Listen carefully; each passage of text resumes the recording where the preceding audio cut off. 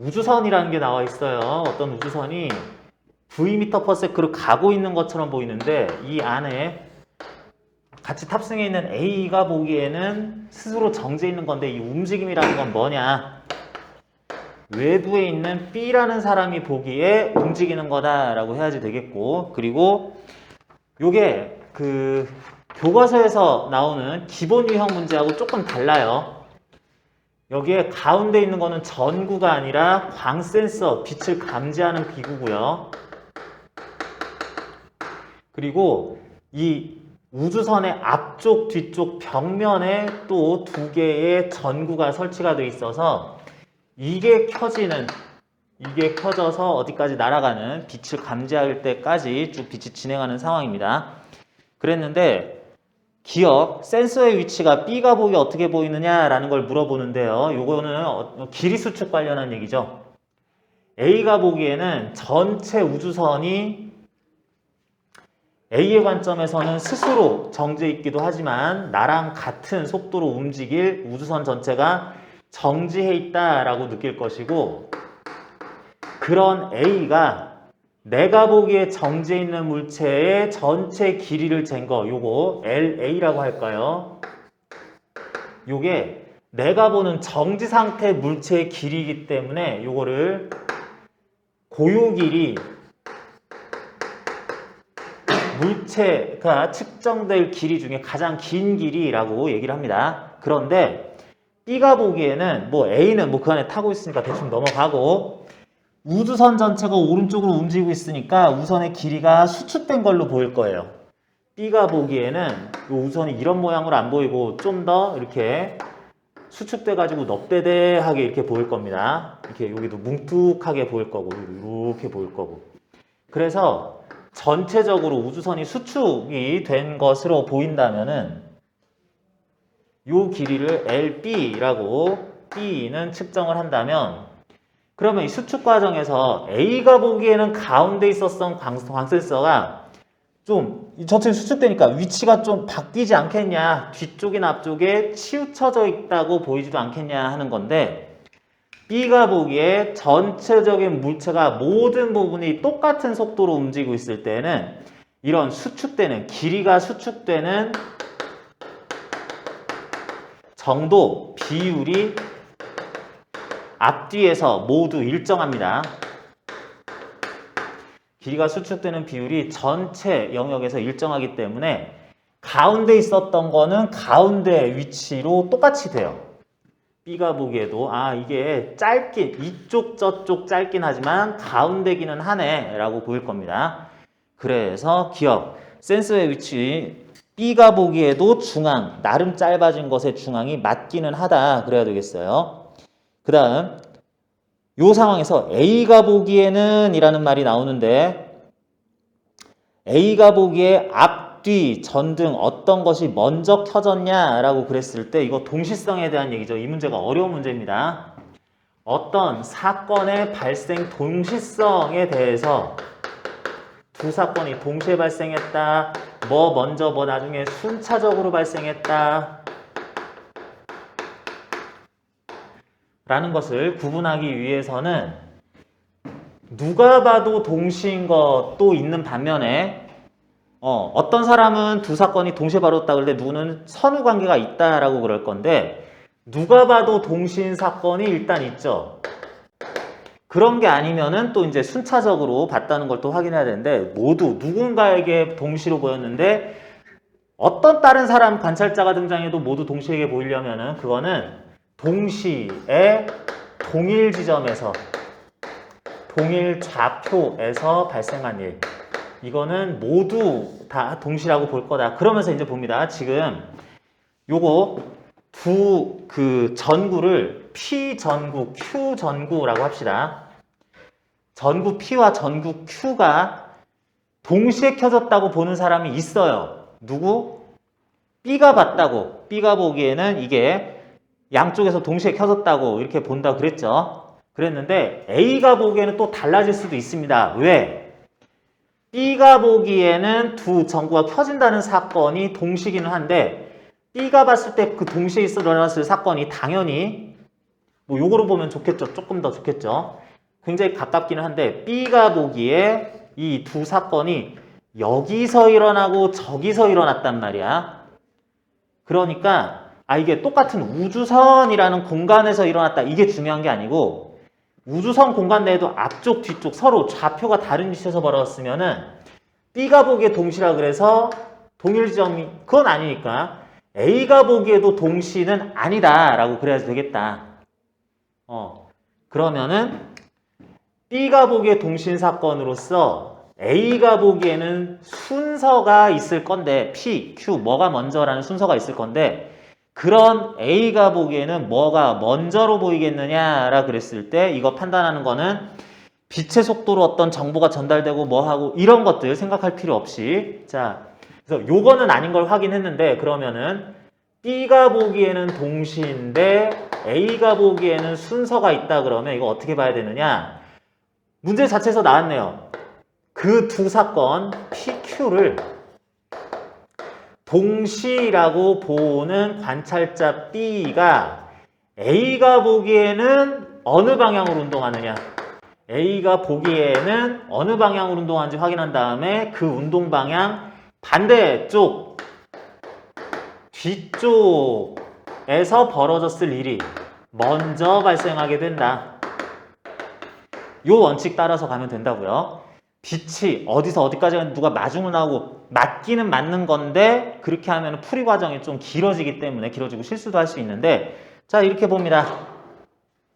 A가 타고 있는 우주선 이 안에서 두 개의 사건이 벌어진다 그래서 무조건 A는 동시라고 볼 필요 없어요.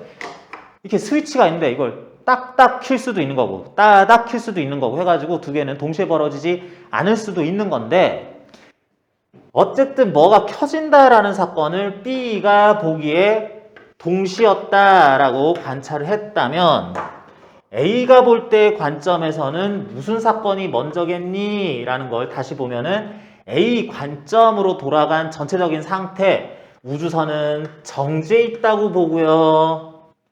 PQ 여기저기 붙어 있고 우주선의 길이는 이만큼이나 되고 A가 보기에 B는 A 스스로 정지해 있다고 느꼈으니까 A가 보기에 B는 왼쪽으로 가고 있겠다라고 관찰을 하겠네. 그런 왼쪽으로 움직이는 A가 보기에 왼쪽으로 움직이는 B가 두 사건을 동시라고 그랬다 그러면은 A가 보는 B의 운동 뒤쪽 반대 방향 사건 Q가 먼저 일어났다. A가 보기에는 따라서 Q가 먼저 일어나고 나중에 P가 벌어졌다라고 그래야 된다는 겁니다. 자, 그래서 우선 앞뒤 전등이 있는데 B가 보기엔 두 전등의 불이 동시에 켜졌다면 니은 A가 보기에는 앞부분 전등. 우리는 지금 요거를 우선의 앞부분이라고 얘기하고 있으니까 Q가 먼저 켜지고 P가 나중에 켜진 걸로 A는 측정한다. 요게 맞는 말이 되겠습니다. 자, 그런 다음에 악전등에서 불이 켜진 후 빛이 센서에 도착하기까지 걸리는 시간이라는 거에 대해서 물어보고 있습니다. 자, 니은에서는 두 전등이 켜지는 사건의 선후 관계에 대해서 물어봤는데 디귿에 대해서는 이렇게 가네요.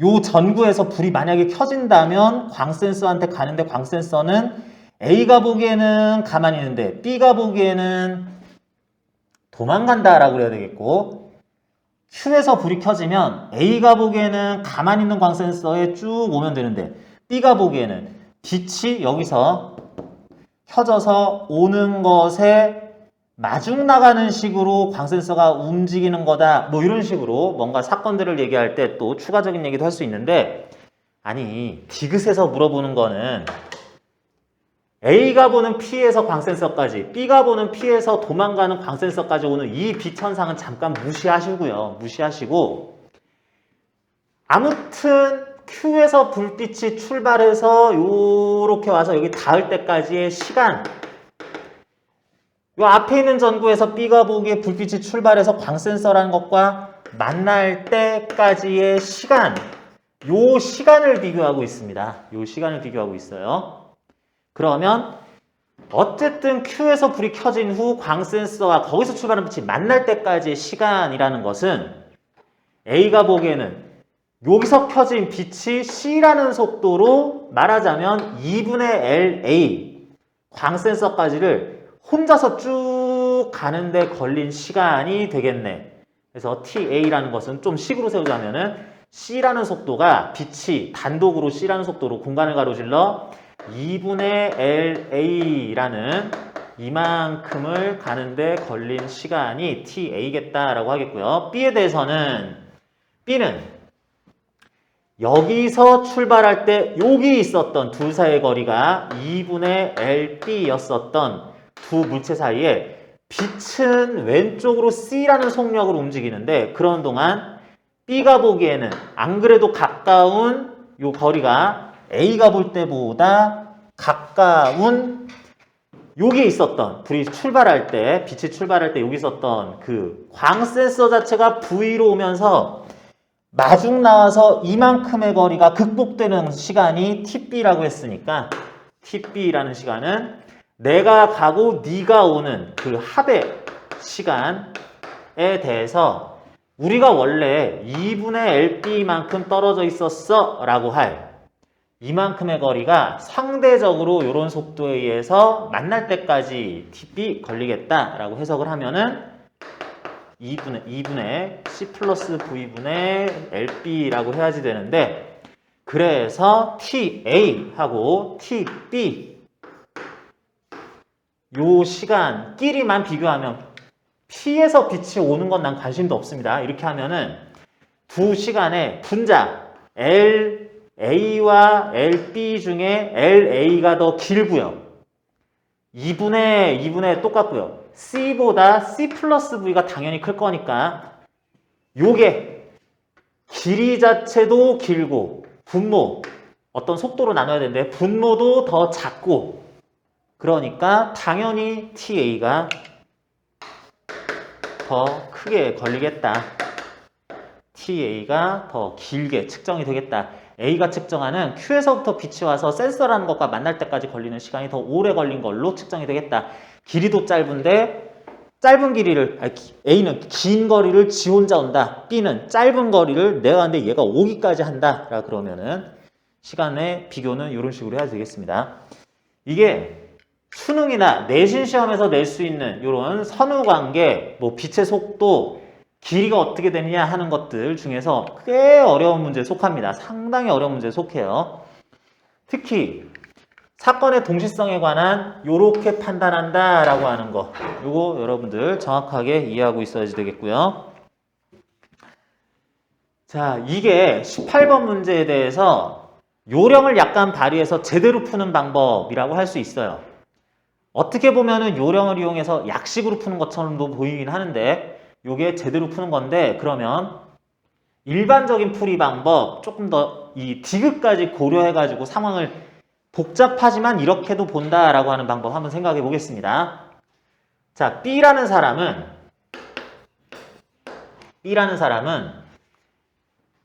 고유 길이보다 더 짧아졌긴 했는데 이렇게 생긴 우주선에 대해서 나름 중앙에 있을 광센서에 P에서 불이 켜지면 요거 만나라고 Q에서 불이 켜지면 빛이 가가지고 요랑 만나게 되는 이런 사건들을 앞으로 관찰을 할 거예요. 그런데 B는 이렇게 생각합니다. 아, 각자에서 불이 켜지긴 하는데 똑같은 얘기예요. 여기 A는 그냥 여기 타고 있나 보다 생각하면 되고요. B가 보기에는 만약에 여기서 불이 켜진다면 요만큼 앞서 있는 광센서를 빛이 C로 가는데 요건 도망까지 가니까 도착할 때까지 오래 걸리겠다. 그리고 아까 전에 했던 얘기 비슷하기도 한데 요거는 B의 관점에서만 생각하는 거니까 약간 다른 얘기죠. 같은 거리 떨어진 두 전등에서 언젠가 빛이 출발한다면 그러면 만날 때까지 오래 걸린다. 여기서 출발한 빛은 만날 때까지 짧은 시간 걸린다. 금방 만난다.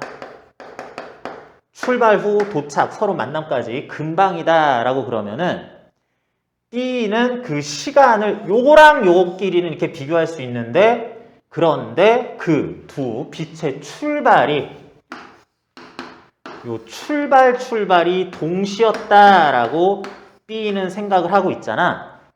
그러면은 동시에 출발한대. 아니 문제에서 그렇게 했어. 동시에 출발한대. 그러면 오래 걸린대. 마지막 어떤 상황이 벌어질 때까지 금방 걸린대. 그러면은 각각에서 출발한 빛의 도착은 여기에 대해서 금방, 이게 출발이 동시니까 이게 도착이 여기서 출발한 게 먼저, 여기서 출발한 건 나중에 이제 도착을 하게 될 거다. 광센서가 있는데 광센서 입장에서는 양쪽에서 빛이 날아와서 나는 충돌하는데 어딘가에서 어떻게 해서 이렇게 온 빛이 나한테 먼저 도착한 다음에 땅 하고 나서 조금 있다가 땅 한다고 따당 이렇게 나한테는 빛이 도착을 한대요. 자, 그렇다라고 생각을 해야지 되는데 그러면은 이렇게도 볼 수 있네요. A 입장에서 또 봅시다. A 입장에서는 광센서가 가운데 가만히 있는데 여기에 빛이 와서 부딪혀야 돼. 근데 빛이 와서 부딪힐 때 하나의 광센서에 빛이 따당 하고 부딪힌대. 한 지점에서 발생하는 사건의 선후관계에선 누가 먼저 누가 나중이다 이렇게 하면 안 됩니다.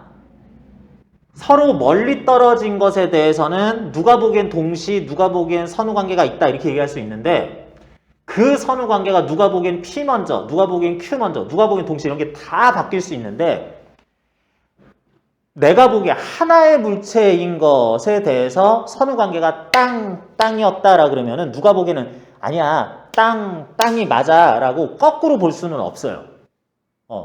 하나의 물체에 대해서는. 그래서 여기 같은 경우에 P에서 출발한 빛이 무조건 도착은 먼저 하고 Q에서 출발한 빛은 나중에 도착하는 게 맞다라고 할 건데 이제 거꾸로 갑니다.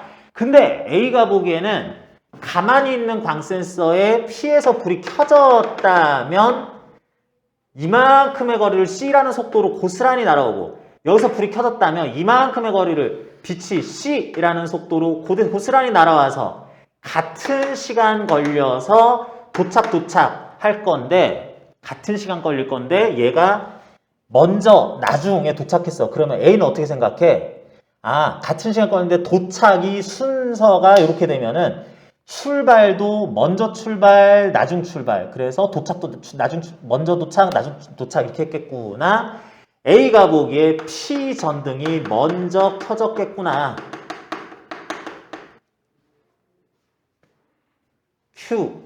Q가 먼저라고 했죠. 먼저 도착하는 내가 요렇게 보다가 뒤집어서 요렇게 봐가지고 내가 헷갈렸습니다. 내가 머리가 돌아간 게 아니죠. 몸이 돌아가가지고. 그래서 이게 먼저 도착할 거니까 출발도 먼저였겠구나. 소위 불이 켜지는 사건이 Q가 먼저, P가 나중이었겠구나. 라고 하는 거, 니은에 대한 얘기를 이런 식으로도 구할 수 있습니다. 자, 내 설명이 어렵나? 내 설명이 어렵죠? 조금 전에 한 설명이 어렵죠? 그래서 니은을 풀 때 이렇게 풀면 되게 힘들다는 얘기예요. A가 보기에는 뭐가 먼저 켜졌겠냐라는 거 얘기할 때 이런 식으로 하면 그래서 몇 단계를 거쳐야 되기 어려워서 켜진 거 B가 동시에 그 관찰자 찾아냈어. 그럼 A가 보기에 그 녀석의 움직임을 봐. 뒤쪽 사건이 먼저야. 이렇게 푸는 게 훨씬 간편합니다. 자, 그래서 이런 식으로 푸는 과정 결코 쉽진 않았지만 여러분들 풀이 과정 꼭 숙지하시고요. 18번이었고 다음은 24번 같이 봅시다. 자, 교재 24쪽에 있는 24번 문제입니다. 상대성 원리에 의한 다음 설명 중 오류가 있는 것은 그랬는데 자, 여러분들 요거는 물리 1에서 나오기 조금 힘든 문제기는 해요. 상황 자체는 간단한데 B라는 사람은 땅바닥 위에 적절한 위치에 가만히 서 있고요. B가 보기에는 A를 태우고 있는 우주선이 오른쪽으로 V라는 속력으로 움직이는 걸로 보인다. 그런데 머리와 꼬리라는 이런 부분들을 명칭을 정했을 때 그 그림 밑에 두 번째 줄이죠. B가 보기에 우주선과 A가 오른쪽으로 움직이긴 하는데 점점 빨라진다라고 그래요. 점점 빨라진다라고 하는데 그러면 그 한 줄 띄고 우주선에 대해서는 모든 부분이 동시에 가속된다고 스스로는 느끼더라도 B가 보기에는 우주선의 꼬리 부분이 먼저 가속을 시작하는 것으로 관측된다라고 합니다. 자, 요거는 동시성에 대한 얘기예요. 동시성에 대한 얘기. 여러분, 빛이 어디에 부딪히는 거, 어디서 빛이 출발하는 거, 이런 거 하나하나도 사건이고, 두 물체끼리 충돌한다, 번쩍한다, 소리가 난다, 소리가 전달돼서 어디에 도착했다, 이런 것도 다 사건인데, 어떤 물체가 속도가 1m/s였다가 2m/s가 된다, 2였다가 3m/s가 된다, 이렇게 어느 지점에 속도가 변하는 것도 사건입니다. 얘가 쭉 가만히 있다가 여기를 지날 때 속도가 지금부터는 빨라졌어. 이런 속도 변화 사건이 요때 일어났다, 이런 것도 다 사건들로 충돌 같은 게 굳이 안 일어나도 다 얘기를 해야지 되는 건데, 우주선이라는 거, 선생님 물체가 이제 하나가 있는데 뭐 어디가 더 빨라지고 그게 뭔 소리예요? 우리가 보기에나 우주선이지, 이 우주선은 사실 뭐야? 꼬리 부분, 머리 부분, 천장 바닥 부분, 이런 데를 구성하는 수많은 분자들의 집합뿐인 거죠. 집합일 뿐인 거죠. 그래서 이게 물체가 분자수만큼 많은 물체가 조합이 된 게 우주선이다 그래야 돼요. 그래서 우주선의 앞부분을 구성하는 분자가 나름 움직이고 있고 뒷부분을 구성하는 분자가 나름 움직이고 있을 때 중간 생략하면 이 두 입자가 움직이고 있다라고 할 때 속도가 똑같은 줄 알았는데 얘네들한테 속도가 빨라지는 사건이 발생을 할 거예요. 그런데 여러분이라고 할 수 있죠. B가 보기에는 우선이 이렇게 움직이다가 얘랑 얘가 나름 같이 움직이는 동안에 빨라진대. 여러분이 보기에는 앞쪽, 뒤쪽 입자 누가 먼저 빨라져요? 속도가 지금 더 빨라질 거야. 그랬을 때 누가 먼저 빨라지는 사건이 발생해요? 그 빨라질 물체가 여러분 보기에 오른쪽으로 가잖아. 그러니까 여러분이 보는 그것들의 움직임 뒤쪽, 그럼 왼쪽이죠. 요 입자가 먼저 빨라져요. 그리고 얘는 정신 차려보니까 아 맞다, 나 빨라지기로 했지. 그래가지고 띵 해가지고 이제 같이 빨라지게 됩니다. 그러니까 어떻게 되는 거야? 물체가 천천히 갈 때는 앞뒤 사이의 거리가 이만큼이었는데 빨라지고 아 맞다 그러면서 빨라졌더니 얘가 잠깐 따라잡았죠. 그러는 동안에 둘 사이 거리가 가까워졌다. 길이 수축이 일어났다. 이렇게 봐야지 된다고. 그래서 가속이라는 사건도 B가 보기에는 꼬리 부분이 먼저 가속이 시작됐다라는 식으로 보게 됩니다. 자, 그리고요. 그것 때문에 우선 전체 앞뒤 길이는 수축, 짧아진 걸로 보이게 될 건데, 니은 우주선의 높이도 더 낮아진 걸로 보이냐? 천장 입자와 바닥 입자 사이의 거리가 짧아진 걸로 보이겠느냐? 그건 아니라는 거죠. 전체적인 물체의 움직임, 나란한 방향으로만 길이 수축이 일어나기 때문에 높낮이의 변화는 없고, 뭐 앞뒤, 두께의 변화도 없게 되는 거고요. 여기까지는 여러분들이 좀 내용을 어느 정도는 알면 좋겠고, 다음 부분은 그냥 좀 그래요. 이거 물리2 내용이라고 할 수 있는데, 일반 상대성 이론 내용입니다. 우주선에 타고 있는 A는 자신과 우주선이 가속하고 있다는 것을 느끼지 못하고가 아니라 가속한다는 걸 알아요. 자, 상대성 원리에서 스스로 깨닫지 못하는 거, 스스로 확인하지 못하는 거는 내가 정지해 있는지 등속 운동하고 있는지는 구분을 못해요. 여기서 등속 운동은 등속 직선 운동입니다. 그런데 스스로 가속 운동하고 있는지 등속 운동하고 있는지는 나 스스로도 알 수 있어요. 그걸 일반 상대론에서 가속하는 것과 중력 효과가 구분을 못한다, 등가 원리 얘기를 하기도 하는데, 그것까지 얘기하려면 이제 가속 운동 얘기로 넘어가서 일반 상대성 이론 얘기가 나와서 이거는 물리2 내용에 가깝다고 얘기를 한 겁니다. 그런데 뭐 그것까지 미리 얘기를 하면은 관찰자가 상대성 원리라는 걸 적용할 때는 정지와 등속 운동을 구분 못하는 거지, 등속 운동과 가속 운동은 구분을 할 수 있어요. 스스로 아 내가 가속하는 거 맞아 라고 하게 됩니다. 절대적으로 그건 결정이 돼요. 그래서 이거는 디귿이 틀린 말이다. 그래서 기억만 맞았다. 이걸로 디귿은 큰 신경 쓰지 말고 기억은 맞고 니은은 틀렸다라는 것만 일단 구분할 수 있어도 되겠습니다. 자, 29번 문제는 이런 상황으로 나오는 거를 잘 안 보는데, 이런 상황으로 나오는 걸 잘 안 보는데 29번 보면서 또 할 말이 좀 있어요. 상대성 이론, 특수 상대성 이론 요쪽 문제 풀 때에는 어떤 물체의 길이가 이렇다, 모양이 이렇다, 그래서 이러저러 했더니 아 이런 일이 발생했더라, 어떤 빛이 이쪽으로 가더라 저쪽으로 가더라, 마중을 나온다, 움직인다 안 움직인다, 이런 것들을 관찰자마다 다 다르게 관찰하죠. 그러는데 문제 많이 풀면 여러분도 이런 거 어느 정도는 익숙해지면은 편안하게 풀 수 있을 것 같은데, 그래도 어렵거나 헷갈리는 이유가 뭐냐면 실제 여러분들이 풀 문제에서 제시하는 그림으로 그려준 상황이, 자 예를 들어서 관찰자 2명밖에 등장하지 않는다 그러자. A하고 B 둘밖에 등장하지 않는데 그림, 문제에서 표현해준 그림은 통일해가지고 그려주는 경우도 있긴 있습니다. 있긴 있는데 이 그림이 A가 본 상황 관점하고 B가 본 상황 관점이 섞여 있는 경우가 굉장히 많이 있어요. 그래가지고 이 그림을 보면서도 A가 본 상황, B가 본 상황을 또 구분해가지고 따로 그려놓고 전체적으로 다시 생각을 해줘야 돼. 이 문제가 그래요. 이 문제가 그렇습니다. 자, 이 문제가 그런데 그래서 이 그림을 전반적으로 다시 한번 보면 이게 대단한 건 아니에요. 엄청 대단한 건 아닙니다. 자, 보면은 A의 관점부터 볼게요. A가 보기에는 물체들의 위치, 속도, 이동하는 방향, 뭐 어떤 것들 이런 게 어떻게 보이냐? A가 보기에는 내가 탄 이만한 우주선이 정지해 있습니다.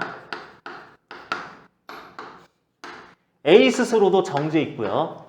그러면서 우주선 중앙 천장 부분에 어떤 레이저 발생장치, 빛 발생장치, 전등 이런 게 있는데 바닥에는 중앙에서 비껴나간 위치에 광 센서가 있어요.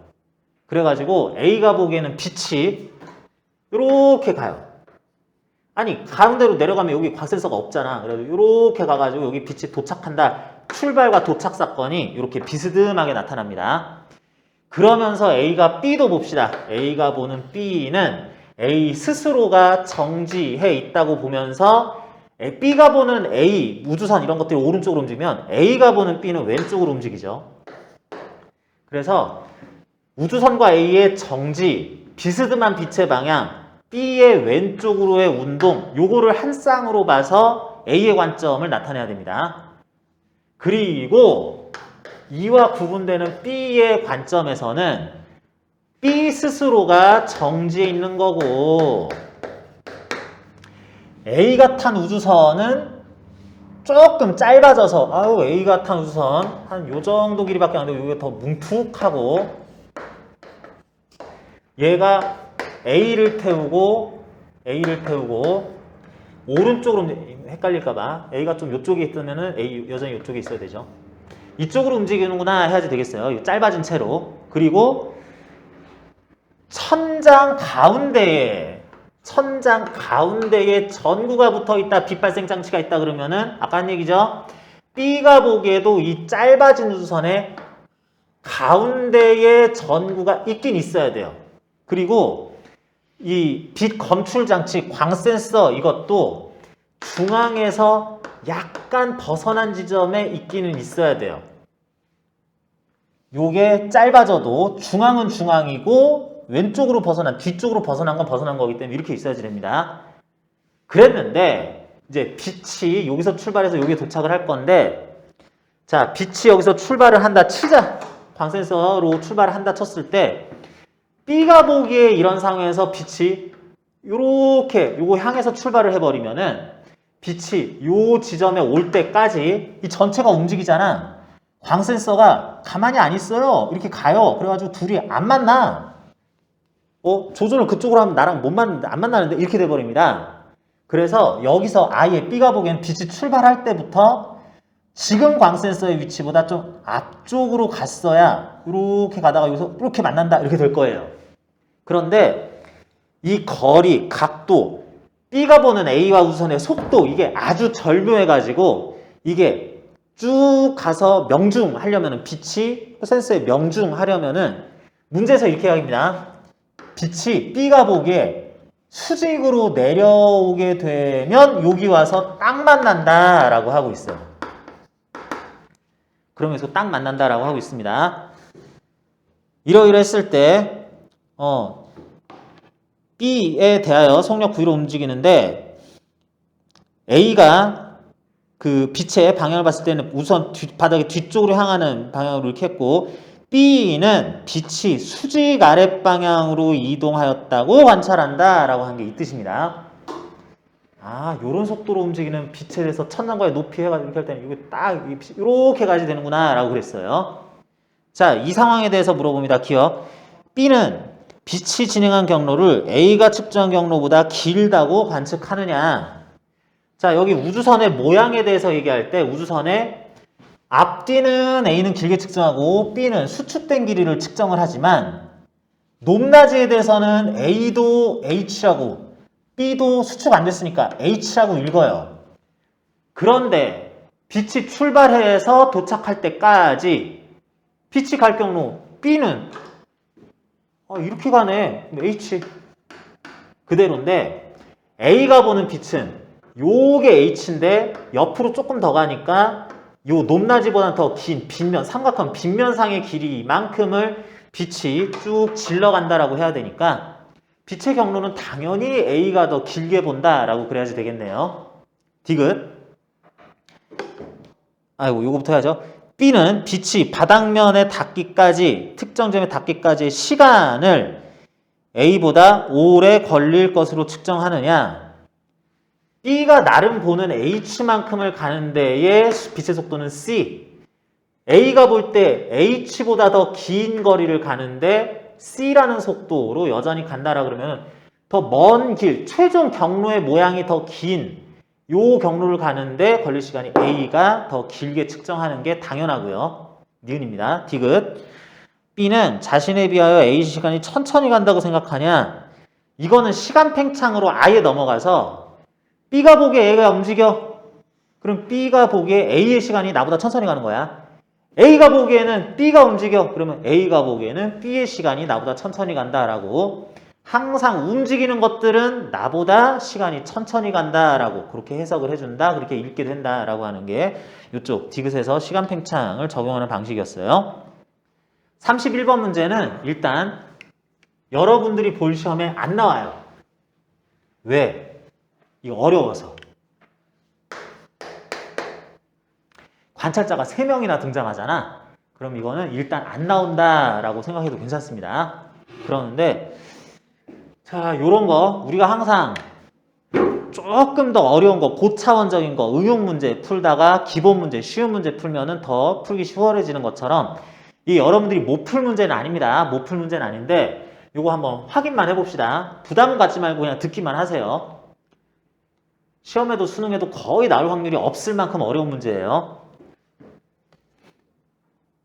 이건 어디서 나온 문제예요? 내가 만든 문제입니다.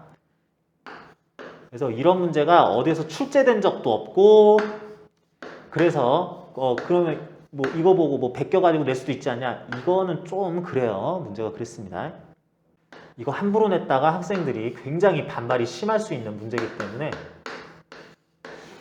자, A, B, C라는 세 사람이 있습니다. 이랬을 때 A가 보기에 B는 0.3C라는 속력 오른쪽으로 간다. A가 보기에 C는 0.6C라는 속력으로 오른쪽으로 간다라 그랬어요. 자, 사람이 3번 등장하기 때문에 3명 등장하기 때문에 관찰자가 우리는 여기서 정확하게 해석하려면은 머릿속으로 이렇게 막 이렇게 대충 생각하고 이렇게 해도 되겠지라는 거 잘하면 할 수도 있는데 관찰자 3명이다 그러면은 그림을 3번 그려야지 돼요. 이게 A의 관점에서 본 물체들의 운동 상태입니다. 그림 새로 그려야 돼요. 자, B 여기 계시고요. C 여기 계시고요. A 여기 계시고요. 그런데 이번에는 주인공이 B예요. 요런 거 하나 그릴 거고요. 하나 더 그려야죠. 주인공이 C인 것도 또 그릴 겁니다. A, B, C가 이런 데에 뭐 누구는 우선 타고 있고 누구는 땅바닥에 있구나라는 건 똑같은데 이번에는 주인공이 C로서 주인공이 C, 관측자가 C라는 게 뭐예요? A, B, C 각각 이렇게 된다는 게 내가 정지에 있노라. 너는 0.40, 0.67로 움직이는구나. 아니다. 내가 정지에 있다. 니네들이 움직이는 거야. 뭔 소리야? 내가 정지에 있지. 니네들이 움직이는 거예요. 이렇게 상황을 다르게 보는 걸 일일이 써줘야 돼요. 잘 아직 익숙하지 않을 때는. 자, 그렇게 한 다음에 이제 이거는 문제 조건이니까 그냥 그대로 보면 됩니다. 여러분들 이것 정도는 생각할 수 있을 것 같아요.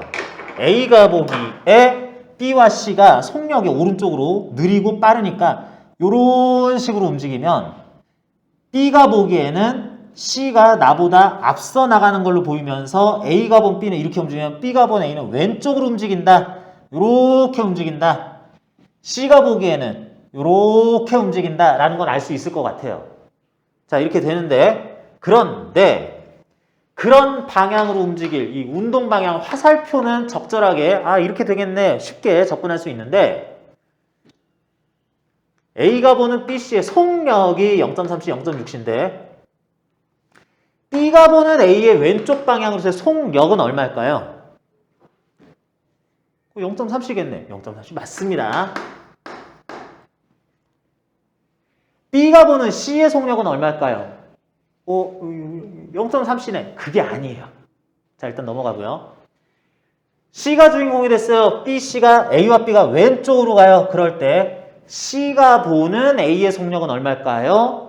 A가 보는 C의 속력이 오른쪽으로 0.6이면 C가 보는 A의 속력은 왼쪽으로 0.6이 맞습니다. 근데 C가 보는 B의 왼쪽 방향의 속력은 0.3C일 것 같아요? 그게 아니라고. 이렇게 됩니다. 무슨 말이냐? 상대 속도는 내가 보기에 네가 오른쪽으로 가는 걸로 보이면 네가 보기에 나는 왼쪽으로 가는 걸로 보이겠지. 이게 이제 상대 속도일 건데 그 상대 속도 방향은 그런데 속력은 어떻게 되냐? 내가 보는 너의 상대 속도에 대해 네가 보는 나의 상대 속도는 똑같아요. 그래서 A가 보는 C의 속도가 이게 주어진 거라면 C가 보는 A의 속력도 똑같이 써주는 거. 이건 맞습니다. 그런데 이걸 왜 안 된다라고 그랬냐면 A가 보는 C의 속도는 알지만 B가 보는 C의 속도와 여기서 언급이 안 됐으면은 B가 보는 C의 속도, C가 보는 B의 속도 요거는 아직 모르겠다라고 그래야 된다는 거예요. 어렵죠?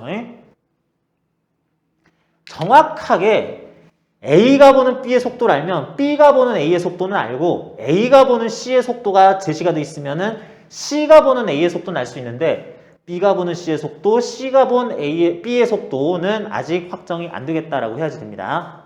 그럴 때, 자, 요런 요령이 있어요. 공식을 원래는 활용을 해야 되는데, 공식을 쓰는 게 조금 버거우면은 이렇게 생각할 수 있습니다. 여기 A가 보는 B, C가 있을 때, 빛이 A가 보기에 오른쪽으로 C라는 속도로 당연히 날아가겠죠. 자, 요걸 하나 등장을 시켜요. A가 보기 0.3C, 0.CC라는 속력으로 가는 빛을 등장을 시킵니다. 그랬을 때 이런 생각을 해봐요. A의 관점이었는데 B가 보기에도 빛은 B가 보는 빛의 속도도 C여야 된다. 이건 광속불변의 원리죠. 이렇게 돼야 된다라고 하는데 잠깐만. 자, 요 상황에서 뉴턴은 생각합니다. 뉴턴적으로 생각합니다. A가 보기에 B는 0.4, C는 0.6이면 B가 보는 C의 상대 속도는 0.3C이지 않을까? 이런 생각할 수 있다면 B가 보는 빛의 속도는 0C, 0.3C 이렇게 되니까 0.7C이지 않을까? 하고 A는 뉴턴적으로 생각할 수 있을 거라고. 상대 속도 그냥 차이, 뺄셈 이렇게 해서 하면은 0.3C면 얘가 얘를 0.3C로 보지 않겠나? 얘는 얘를 0.7C로 보지 않겠나? 이런 생각 할 수 있는데 B한테 직접 물어보니까 야, 너는 빛을 어떻게 보니? 그랬더니 혹시 0.7C니? 그랬더니 아닌데 C로 보는데 광속 불변의 원리인데 이렇게 하는 거예요. 뭐야? A가 뉴턴 역학적으로 생각했었을 누가 보는 속도보다 B는 실제로는 과장해서 본다라고 한다는 거죠. 0.7C 예상했는데 C 그냥 1C로 본다 이렇게 한다고. 그러면 뉴턴 역학적으로 A가 보기에 B는 C를 0.3C로 아마 보지 않겠니? 했을 것보다 실제 B가 보는 C의 속도는 한 0.5C 뭐 이런 식으로 네 예상보다 뉴턴적 계산의 예상보다 더 과장해서 볼 거다. 0.5C는 이제 아닙니다. 계산을 정확하게 해야 돼요. 그런데 이렇게 볼 거다라고 생각을 할 수 있다. 그래서 그게 만약에 이제 0.5C였다라고 하자. 그러면 여기로 넘어갈 때 C가 이랬다 치면 C가 보는 B의 왼쪽 방향으로의 속력은 얼마일까요? 얼마? 이러면 이건 0.5C 맞습니다. 왜냐면 요거 하는 과정에서 B가 보는 A의 속도는 왼쪽으로 0.3C, B가 보는 C의 속도는 0.5C 오른쪽으로 했었으면은 B가 보는 C 속도가 났으면 C가 보는 B의 속도는 요거 그대로 써야지 된다고. 요거는 또 맞다고. 그래서 기억. B가 보기에는 가운데 그림 참고하면 되죠. B가 보기에는 A가 왼쪽으로 움직이는 속력, A가 왼쪽으로 움직이는 걸로 보여야 돼요. 방향은 속력과 C가 오른쪽으로 움직이는 속력, 그게 0.3C, 0.5C 이런 식으로 0.3C가 아니라 0.3C, 0.3C가 아니라 0.3C, 0.3보단 빠른 속도 해가지고 C가 더 빨라 보인다라고 해야지 되겠고요.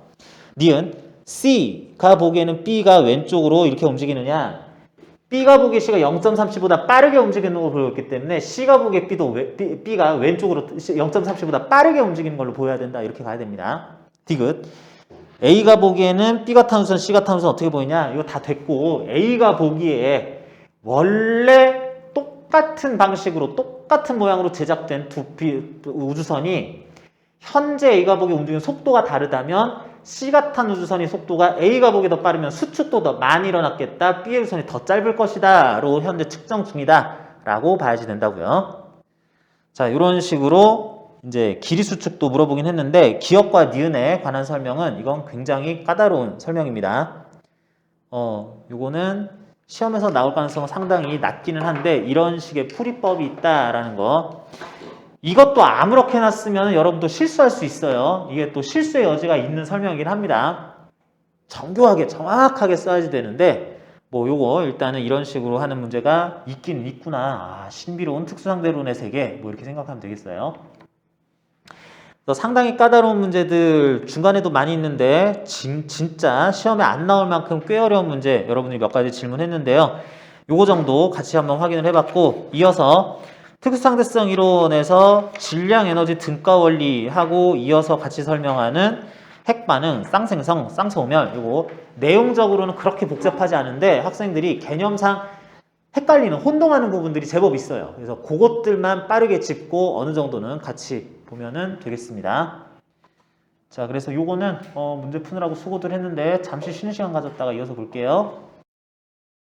요 앞에까지가 좀 내가 수업을 할 때 수업하는 것 같았고 수업하는 것 같았고 이 다음부터는 강연하는 것 같아요. 얘들아 우주에는 이런 일도 벌어져. 야 신기하지 않냐? 근데 실제로 일어나는 일들이야. 뭐 마법보다 더 마법 같아. 뭐 이런 얘기하면서 유튜브에나 나올 것 같은 유튜브에서 야 여러분 이런 일도 있습니다. 몰랐죠? 뭐 이러는 것처럼 강연 같은 얘기를 할 거기 때문에 근데 여러분들은 진짜 강연 듣듯이 하면 안 되고요. 외울 건 외워야죠. 그렇게 너무 부담 갖지 않고 접근해도 된다는 뜻이에요. 자, 이런 것들이 나오는 것이 특수상대성 이론의 연장선상에서 나오는데 특수상대성 이론 중에 마지막에 질량과 에너지는 등가 원리 씁시다. 왜 이렇게 다 이렇게 축약해서 쓰냐. 질량과 에너지는 그게 그거다라는 게 있어요. 원래는 어떤 물체가 질량이 있으면 빨라지고 높이 올라가고 이러면 운동 에너지, 포텐셜 에너지 증가하고 뭐 질량은 불변이라고 해야 되는데 질량이라는 것이 아예 싹 변할 수도 있다라는 얘기를 합니다. 그래서 원래는 이쪽 얘기할 때 하나 더 나오는 게 어떤 물체에 질량 증가 효과가 있어서 물체가 정지해 있었을 때 그 물체의 질량이 M0였었다, 고유 질량이 있었다면은 내가 보기에 그 물체가 움직이면 속도가 빠르면 빠를수록 길이도 수축되지만 찌그러지기도 하지만 질량 자체도 증가하는 것처럼 보인다 라고 하는 효과가 있어요. 요거는 밀도 증가가 아닙니다. 어떤 물체가 질량이 있는데 이게 이렇게 찌그러지면은 당연히 찌그러진 만큼 부피가 작아지는 거니까 밀도가 커지겠지를 넘어서서 그렇게 하면서 부피가 작아지는데 수축되니까 부피가 작아지는데 질량 자체도 또 증가해요. 그러니까 밀도가 막 올라간다는 얘기야. 그런 효과도 있고요. 그러면은 이에 대해서 어떻게 또 설명을 해야 되느냐라는 것과 관련해가지고 전개를 하다 보면은 결국에는 어떤 물체가 질량이 있다면 그 물체의 질량은 에너지로 환산될 수 있다. 몇 킬로그램은 몇 줄에 해당한다라는 걸로 바뀔 수 있다. 그걸 비례한다 원래 써야 되는데 곱하기 약 3억 미터 퍼 세크인 3억의 제곱 곱하면은 7kg 단위가 줄 단위 이것과 동등하다라고 하는 질량 에너지 등가 원리라는 식이자 여러분들이 아마 어딘가에선 들어봤었을 물리에서 제일 중요하거나 중요한 건 모르겠는데 유명한 식 F는 MA하고 E는 MC 스퀘어 그 중에 하나가 여기서 등장을 합니다. 그래서 질량이 요것만 곱하면 몇 줄의 에너지로 치환될 수 있다라는 뜻이에요. 자, 그래서 이게 어디에 쓰이느냐? 이 두 가지로 쓰이는데, 이 두 가지로 쓰이게 되는데, 이쪽 얘기할 때 우선적으로 한번 짚고 넘어가야 되는 것이 이런 것들 얘기할 때에는 질량 보존의 법칙이 더 이상은 성립하지 않습니다.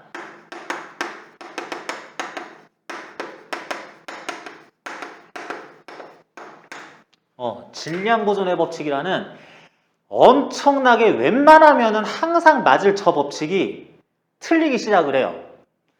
물리나 과학에서는 더 우선적인 원칙, 더 우선적인 원칙이 있어서 어지간하면 이건 맞는데 요거까지 위배되면 안 될 상황인데 그러면은 요건 잠깐 예외가 될 수 있는 것들도 있습니다. 웬만해서는 화학 반응을 하거나 물질끼리 결합하거나 충돌, 뭐 부서지고 이럴 때 총질량은 일정하다고 나올 건데 드디어 질량이 아예 아까보다 작은데? 어디 갔냐? 뭐 이러는 경우들이 생겨요. 그래서 질량 보존의 법칙은 요거는 하위 원칙 법칙이기 때문에 지금부터 안 쓸 거다라고 생각을 아예 하시고요. 자, 이거 얘기할 때 용어 몇 가지 정리하고 넘어갑시다. 양성자라는 분 계시고요. 중성자라는 분 계시고요. 전자라는 친구들 있죠. 이게 기본 입자 중에 쿼크 단위까지 내려가기 전에 가장 간단한 입자들이라고 얘기를 할 건데 이런 것들 요거를 묶어서 뭐라고 부른다? 양성자, 중성자, 전자 얘네 둘만 묶어서 이것들을 통칭하는 두 개밖에 없지만 통칭하는 용어가 뭐? 얘네들을 묶어서 핵자라고 부르죠. 왜 그러냐면 원자는 원자 핵과 주변을 떠돌아다니는 전자로 구성되어 있어서 이걸 원자, 그다음에 원자끼리 결합을 하면 이게 분자 뭐 이렇게 하게 되는데 원자 핵을 구성하는 것 뭐가 있냐 그랬을 때 예를 들어서 탄소. 여러분 탄소 몇 번이에요? 탄소 몇 번이에요? 6번이죠. 탄소는 6번이기 때문에 원자 핵에 뭐뭐 들어있어? 탄소 원자는 원자 핵에? 원자 핵이 뭘로 구성되어 있어요? 양성자 6개와 중성자 뉴트론 6개로 구성되어 있다 이렇게 하잖아요. 원자 핵들은 적절한 개수의 양성자와 적절한 개수의 중성자들이 뭉쳐 있어서 핵을 구성한다라고 해서 핵 구성하는 입자라고 해서 이걸 핵 핵자라고 부릅니다. 이거 통틀어서 얘기하는 거예요. 그래서 탄소 원자에는 양성자 6개, 중성자 6개, 핵자 총 몇 개? 핵자 12개가 들어있는 거예요. 이런 식으로 용어 분류를 합니다. 이 핵자라는 말 잘 모르는 친구도 있는데 그런 핵 구성 입자 주변에 전자까지 합하면 이제 원소가 되는 거다라고 할 거고요. 자, 탄소의 예를 들었는데 우리 이것도 한번 해봅시다. 어떤 원소 기호가 있을 때 얘를 뭘로 해볼까? 나트륨 한번 해볼까요? 나트륨이라는 게 있을 때 여기 나트륨은 금속이니까 좀 넘어가고요. 산소로 해봅시다. 산소도 뭐 어떤 원소에 여기에 붙는 이렇게 숫자들이 있어요. 자, 여기에 붙는 건 뭐예요? 5 한 다음에 여기다 쓰는 거는 원자 번호죠. 또는 이걸 뭐라고 불러요? 그 해당 원소 원자 핵에 있는 양성자 수라고도 하죠. 자, 여기에다가 왼쪽 위에다가 쓰는 숫자도 있습니다. 이건 뭐예요? 질량수라고 표현하죠. 질량수이자 원자 핵에 들어있는 핵자수라고도 할 수 있습니다. 핵자수라고도 해가지고 예를 들어 산소는 8번이면서 8번이니까 아까 확인했죠. 8번 5 하다 보면 8 나오죠.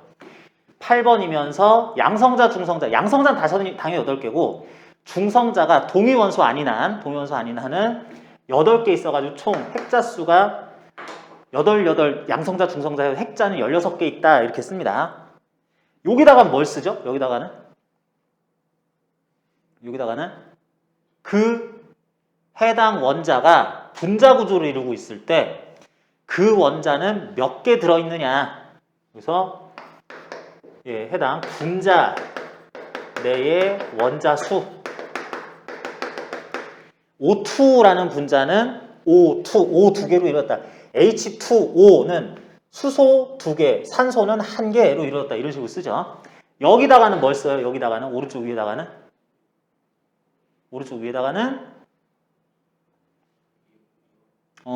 이온화 됐을 때 이온화된 그 몇 가인지를 쓰게 되죠. 예를 들어서 산소가 이래 있었는데 전자 2개를 어디서 얻어왔어. 중성일 때에 비해서 전자 마이너스 전하 2개를 얻어왔으면은 2 마이너스 뭐 이렇게 쓰거나 마이너스 2라고 안 쓰죠. 2 마이너스라고 쓰거나 뭐 혹시 전자를 잃어버리면 1개 잃어버렸어. 총 8개 전자 중에 하나가 없어졌어. 그러면은 플러스 1가 1 플러스 뭐 이렇게 쓰기도 하고요.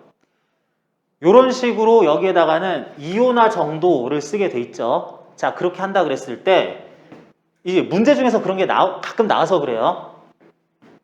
양성자가 영어로 프로톤입니다. 그래서 양성자를 P라고 쓰면은 인하고 헷갈리긴 하는데 뭐 양성자라고 합시다. 중성자는 영어로 뉴트론입니다. 그래가지고 N이라고 합시다. 전자는 영어로 일렉트론이라서 E라고 합시다. 자, 이거 소문자 P라고 생각하고 인 아니에요. 자, 그러면은 얘네들은 여기다가 뭘 써야 될까요? 선생님, 양성자, 중성자는 원자핵이 아닌데요. 그래도 관용적으로 쓰게 돼 있어요. 여기다가 뭘 써야 될 거예요? 양성자에는 양성자가 하나 들어있으니까 1이라고 쓰면 되겠고요. 중성자에는 양성자가 안 들어있으니까 0 쓰면 되겠습니다. 여기다가 뭘 쓸까요? 여기다가는 양성자의 핵자수는 양성자 하나 있으니까 1이고요. 중성자의 핵자수는 중성자 하나니까 그것도 1이죠. 이렇게 질량수, 핵자수 이렇게 1이라고 쓰고요. 여기다가는 뭐라고 쓸까요? 여기다가는 전하, 이온 몇 가인지 이렇게 쓰면 되는 건데 여기다가 뭘 쓰면 되겠어요? 양성자는 플러스 1가 가지게 되죠. 그래서 플러스 1 쓰거나 뭐 1 플러스 뭐 이렇게 쓸 때도 있고요. 중성자는 어떨까요? 중성자는 전기적 중성이죠. 그래서 중성 이렇게 쓰면 되죠. 양성자 2개가 있고 이런 건 없으니까 보통 여기는 아예 안 씁니다. 자, 전자가 문제인데 자, 전자는 여기다가 보통 뭘 써요? 여기다가 전자 자체로 마이너스 1가를 가지니까 1 마이너스 쓰거나 마이너스 1이라고 그냥 써버리기도 합니다.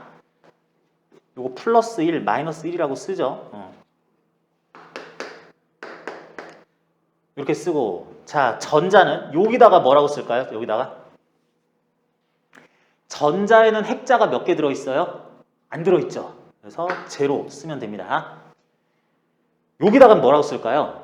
전자에는 양성자가 몇 개 들어있어? 안 들어있는데 이게 조금 문제가 있습니다. 전자에는 양성자가 안 들어있으니까 여기다가 제로로 쓸 때도 있고, 원래는 이걸 써주면 되는데 양성자가 안 들어있으면은 근데 얘는 마이너스 1가 가지니까 에라이 모르겠다 난 그러면서 마이너스 1이라고 쓸 때도 있어요. 내가 보기에는 제로에 마이너스 1가 이렇게 쓰는 게 조금 더 합리적인 것처럼 보이기는 하는데 마이너스 1에 마이너스 1 뭐 이렇게 쓰는 경우도 있긴 있어서 여러분 참고하라고 해준 겁니다. 자, 이렇게 쓰는 요령들이 있다. 이게 이제 그 반응 전 반응 후 물질들 개수 맞추기 숫자 계산할 때 이게 필요해가지고 이거 문제 중에서 나오니까 이런 용어들 얘기를 한 건데, 자, 여기 관련해서 여기 양성자, 중성자, 전자의 질량수와 질량에 대해서 알아봅니다. 질량은 뭐고 질량수는 뭐냐? 질량수는 질량의 근사값, 대략적인 값이라고 생각하면 되겠어요. 질량은 뭐냐? 아니, 진짜 질량. 진짜 질량. 그거를 질량이라고 하겠습니다. 자, 여기가 표기법이 되게 여러분 이미 아는 건데 잘 모르는 친구들도 있고 해가지고 정리를 한번 하는 건데, 자, 여기서 질량이라는 걸 나타내는 데 있어서 이게 굉장히 질량들이 다 작아요. 기본 입자니까. 전자 질량을 매스, 전자, 일렉트론의 매스다 해서 ME라고 이렇게 나타낼 겁니다. 그럴 때 양성자나 중성자의 질량은 이것도 조금 대략적이긴 한데 이거는 얼마 정도 된다? 전자보다 양성자 ME의 몇 배? 약 1836, 7배 정도 됩니다. 1836, 37? 이 정도 돼요. 37이라고 할까? 이 정도 됩니다. 굉장히 이제 몇 점 몇 배 이렇게 되긴 하는데 그렇고요. 중성자는 전자 질량의 몇 배다? 1839배가량 돼요. 이것도 좀 근사값이긴 합니다. 사실은. 점 몇몇몇 나와야 되는데 이렇게 나와요. 그래가지고 전자 질량의 1800배 이상, 1800배 이상이면서 각각 양성자, 중성자는 질량이 거의 비슷해요. 거의 비슷한데 중성자가 약간 크다. 전자 한 2개 정도만큼 질량이 중성자가 약간 더 크다. 이 정도로 알면 되겠습니다. 그런데 각각의 질량을 나타낼 때는 ME, 전자 질량의 몇 배로 나타내거나 킬로그램 단위로 나타낼 때는 이런 식으로 나타나는데 매우 작다, 상당히 크다, 약간 더 크다 하는데 질량수라는 걸 얘기할 때에는 U라는 단위를 써요. U라는 단위, 그러니까 단위는 아니고요. U라는 기본값의 몇 배 이런 식으로 쓸 땐 질량수를 나타내는데 양성자의 질량수가 1U예요. 2개 있으면 2U, 3개 있으면 3U 이렇게 합니다. 중성자의 질량을 질량수로 나타내는 중성자의 질량수는 몇 U? 0.999 몇 U? 아니 1.0001 뭐 얼마 이래요? 중성자의 질량도 1U예요.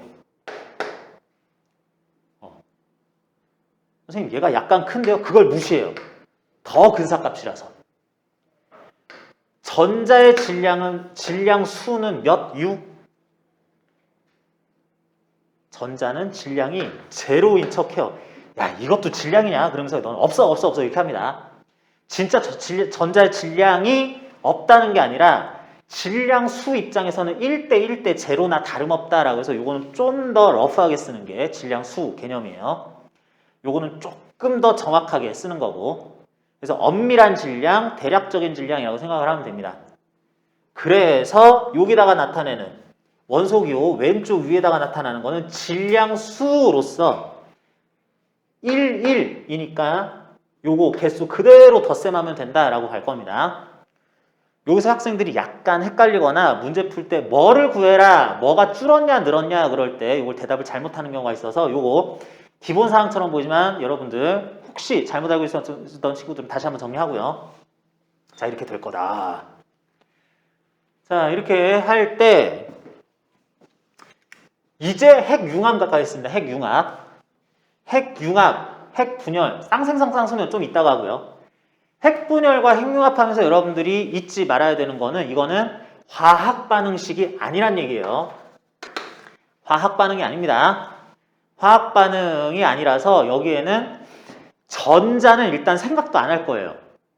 전자 간의 공유 결합이 어떠고 얘가 이온이 됐다가 이온 결합을 했는데 뭐 했다가 이쪽이 나눠졌던 이건 플러스 이온 마이너스 이온 했다가 아니 여기서는 전자를 아예 다 그냥 다 뜯어내고 핵끼리만 직접 결합을 시키거나 분열시킬 거기 때문에 전자는 아예 끼어들 여지가 없습니다. 여기서 전자 설명을 하긴 했지만 끼어들 여지가 없어요. 자, 핵융합은 뭐냐? 융합, 작은 게 합쳐져서 커지는 거죠. 분열, 큰 게 쪼개져서 작아지는 거죠. 이게 융합과 분열이라고 해야지 되는데 핵융합은 특정 핵과 특정 핵이 이제 합쳐지는 건데요. 이것도 몇 가지 종류가 있습니다. 이게 인공태양에서 만드는 핵융합하고 태양에서 만들어진 핵융합하고 약간 또 구분되고 뭐 이렇게 하는데 핵융합에 이렇게 된다고 그래요. 중수소가 계시고요. 중수소, 삼중수소 이것도 내가 설명해야 되니 동위원소 설명해야 돼요? 이 정도는 알죠? 수소 원자핵은 양성자 하나로 구성된 게 이게 기본인데 양성자 하나에 중성자에서 두 개, 질량수 그래서 2짜리 얘가 중수소예요. 중수소 두 개가 갑자기 합쳐질 때가 있습니다. 그래서 얘네들이 핵간 결합을 해서 H2 이렇게 되는 화학 반응이 아니라 핵 자체가 아예 융합이 돼가지고 헬륨 핵으로 변한다. 2, 4짜리 헬륨 핵으로 변하는 경우가 있습니다. 그러면서 에너지가 튀어나와요. 물론 삼중수소와 중수소가 결합해서 헬륨 핵과 중성자 하나가 튀어나온 이런 경우도 있는데 제일 간단하게 이렇게 합시다. 요거 빛과 열 에너지예요. 빛과 열 형태로 이렇게 갑니다. 자, 그럴 때 요거 봅니다. 요 과정에서 핵자, 양성자 좀 합시다. 양성자와 중성자가 각각 개수가 어떻게 되는지 볼게요. 요게는 양성자 하나 있고 중성자 하나 있어서 합치면 핵자 두 개.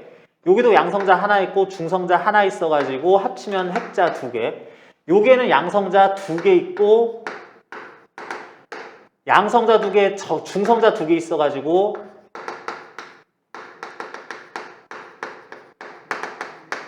총 4개 핵자. 그래서 2에 4 헬륨이다 이런 식으로 썼어요.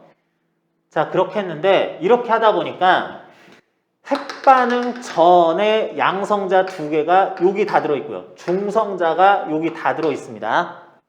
그런데 이렇게 되는 과정에서 이렇게 얘기해요. 이 과정에서 반응 전 물질들의 총질량과 반응 후 물질들 얘네들의 총질량이 같지가 않아요. 감소했습니다. 요거보다 요만큼이 빠져 있어요. 질량이 줄어 있습니다. 자, 질량은 보존이 돼요. 질량 수는 보존이 돼요. 개수 개념이니까 양성자, 양양, 중성자, 중중, 양양중중 해가지고 요거는 보존이 됩니다. 그런데 전체 질량은 약간 줄어들어요. 아주 미세하게 줄어든다 이렇게 합시다. 아주 미세하게 줄어들어요. 여러분, 아주 미세하게 줄어들었다 얘들아. 그러면 이런 생각이 가능합니다. 여기 양성자, 예쁜 양성자 있죠? 여기 예쁜 양성자 있었죠? 여기랑 여기에. 얘랑 얘는 질량이 누가 커요? 1번, 2번 양성자 누가 질량이 더 커요? 똑같습니다. 요 수소, 중소 속에 예쁜 완벽한 중성자 있어요. 요 안에도 예쁜 중성자가 하나가 있어요. 양성자, 중성자 말고 얘가 더 질량이 요거보다 큰데 조금 큰데 요랑 요거는 이 중성자, 저 중성자 질량이 누가 더 커요? 똑같습니다. 구분 안 되게 똑같아요. 자, 여기 헬륨 속에 원자 핵 속에 양성자, 양성자, 중성자, 중성자 해가지고 총 4개 핵자가 들어있어요. 1번, 2번 중에 질량은 누가 커요? 양성자, 양성자? 똑같아요. 여기 들어있는 얘랑 질량 수 말고 질량은 둘 중에 누가 커요? 둘이 똑같습니다. 자, 여기 있는 양성자, 여기 있는 양성자 질량이 누가 커요? 양성자와 양성자 질량이 누가 커요? 똑같습니다. 양성자, 양성자 질량이 누가 커요? 똑같습니다. 중성자, 중성자 여기 있던 중성자, 여기 있던 중성자 어때요? 질량 똑같습니다. 요 질량 어때요? 똑같아요. 질량 수라고 안 하고 질량이라고 그랬어요. 무슨 얘기냐면 반응 전 핵에 들어있었던 완벽한 양성자, 완성자, 중성자, 중성자. 근데 얘네들이 총 질량 오케이. 질량 수는 4긴 한데 질량 그 정도 했는데 여기 가면은 질량 수는 보존이 되는데 질량이 얘네들의 총합보다 얘네들의 총합이 더 작아진대. 근데 그렇다면 그 매우 작게 작아진 만큼 구슬 같은 양성자가 흠집 있는 양성자가 되거나 중성자 중에 야 2개 다는 안 그런데 얘는 좀 흠집이 있어서 조금 질량이 작은 중성자 이런 일이 안 벌어진다고. 이 양성자 구분 안 돼요. 반응 전 중성자도 구분 안 돼요. 반응 후 중성자 구분 안 돼요. 이거랑 이것들도 완전히 똑같아요.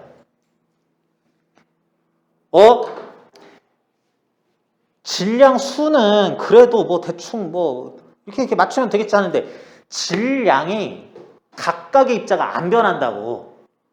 그런데 총 질량은 변했어요. 이 미치겠죠?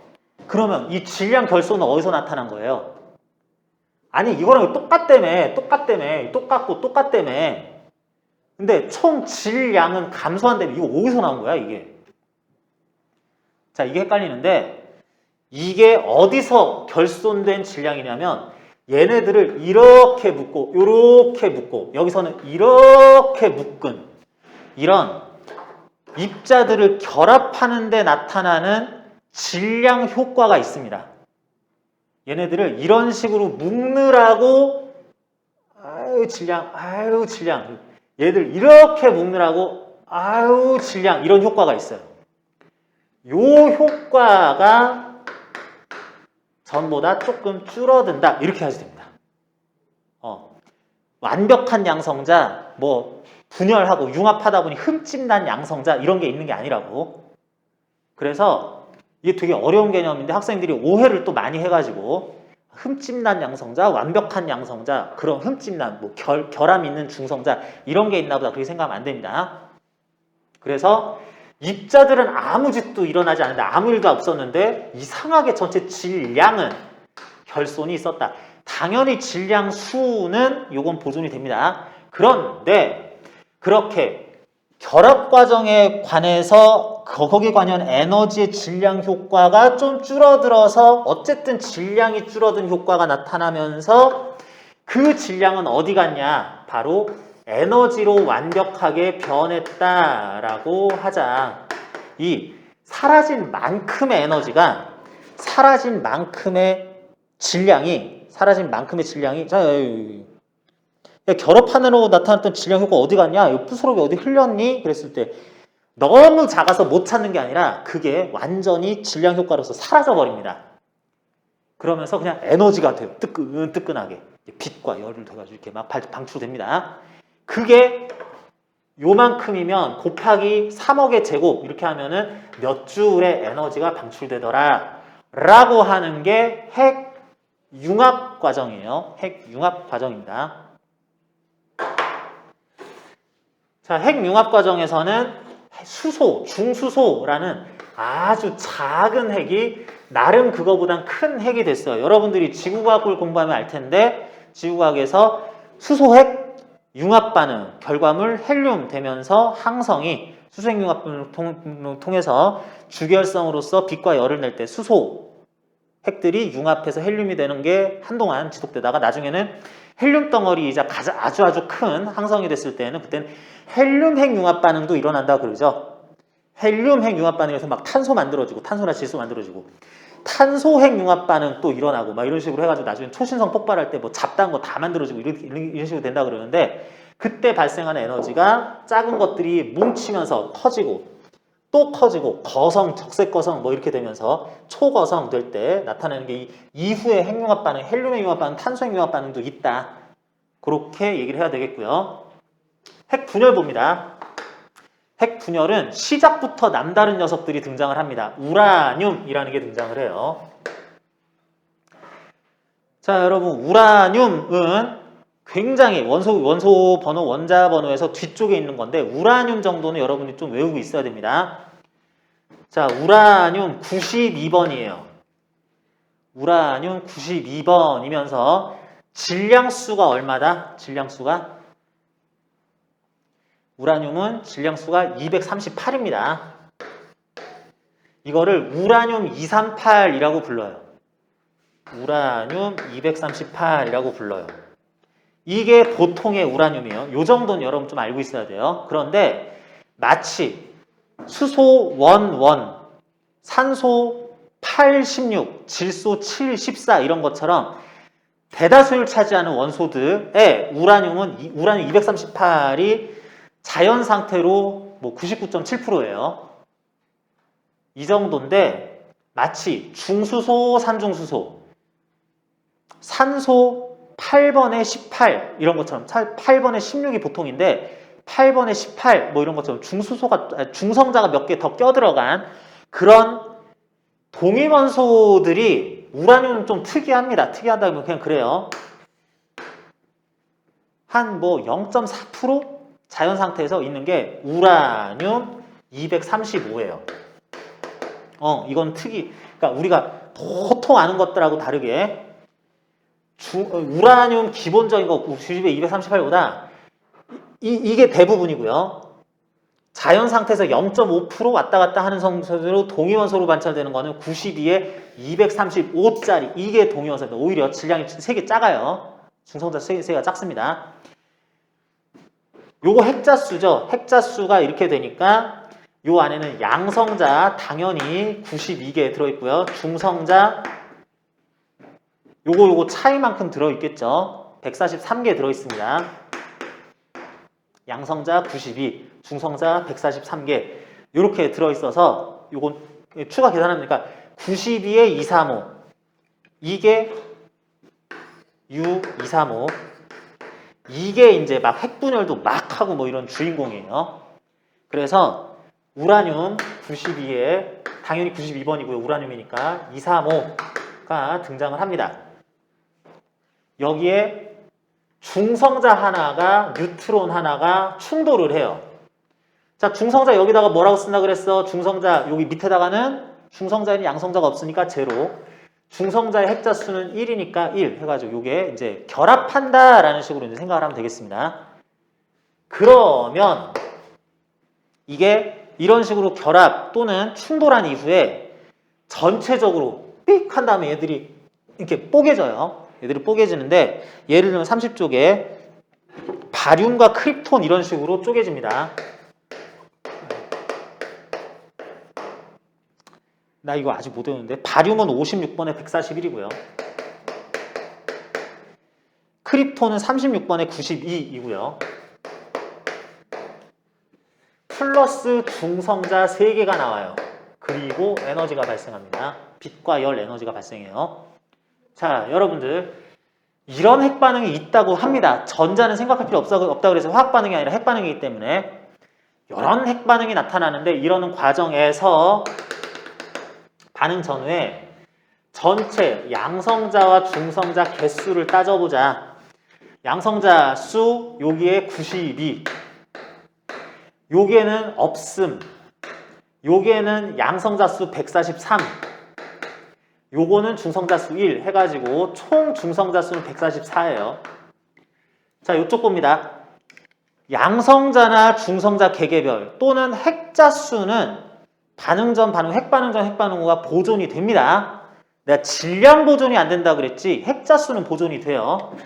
질량 보존의 법칙만 지금은 적용한다 그랬지 핵자 수 또는 질량 수는 보존이 잘 됩니다. 질량이 보존이 안 되는 거예요. 그래서 이쪽 보면은 자 바륨의 양성자 수 56, 크립톤 36. 아무리 3개가 있어요. 저희 중성자에는 제로. 바륨에 들어있는 중성자 수는 141 빼기 56 하는 거니까 85. 여기에는 56. 56. 요거에는 중성자 하나짜리 3개 있으니까 요거는 중성자 3개에 해당한다 이렇게 쓸 수 있는 거죠. 이렇게 해봤더니 56 더하기 36, 92 맞고요. 중성자 85에 56에 141에 플러스 3, 144 맞고요. 해가지고 양성자 개별 숫자나 중성자 개별 숫자는 잘 보존이 돼요. 질량 수는 여전히 보존이 됩니다. 그런데 어떻다고 여기는 양성자 수 말고 진짜 질량의 중성자 질량의 곱셈 143, 144, 92에 144 곱하고 총 더한 거.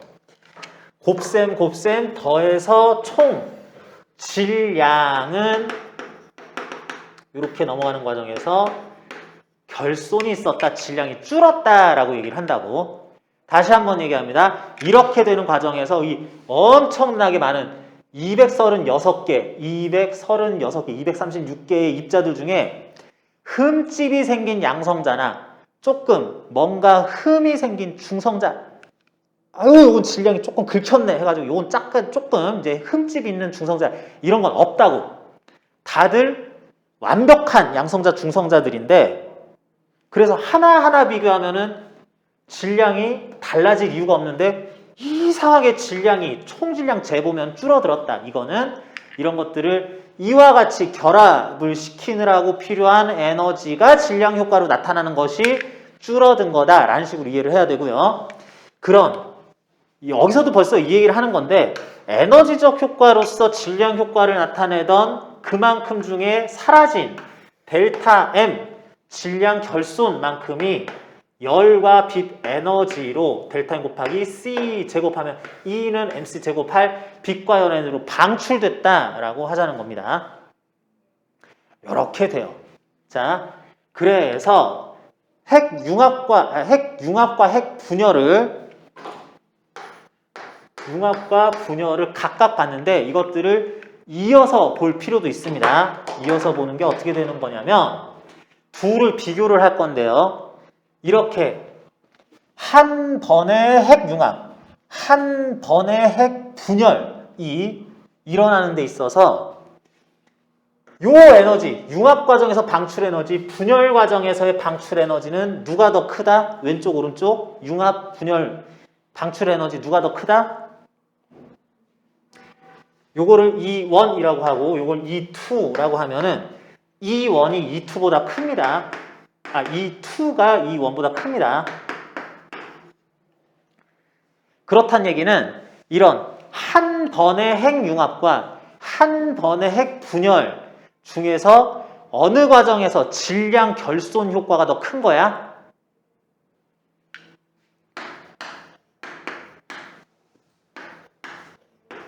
분열 과정에서의 질량 결손 효과가 더 큰 겁니다. 아니 거대한 덩어리가 쪼개지잖아. 요 쬐깐한 애들이 이렇게 붙는 거잖아요. 그러니까 얘네들이 더 큰 겁니다. 그런데 이런 말이 있어요. 핵자당 방출 에너지는 누가 더 크다?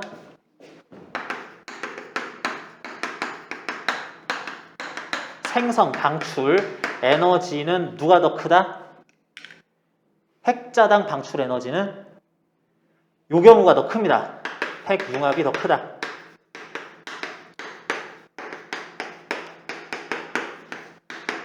핵융합이 더 크다. 이렇게 얘기를 해요.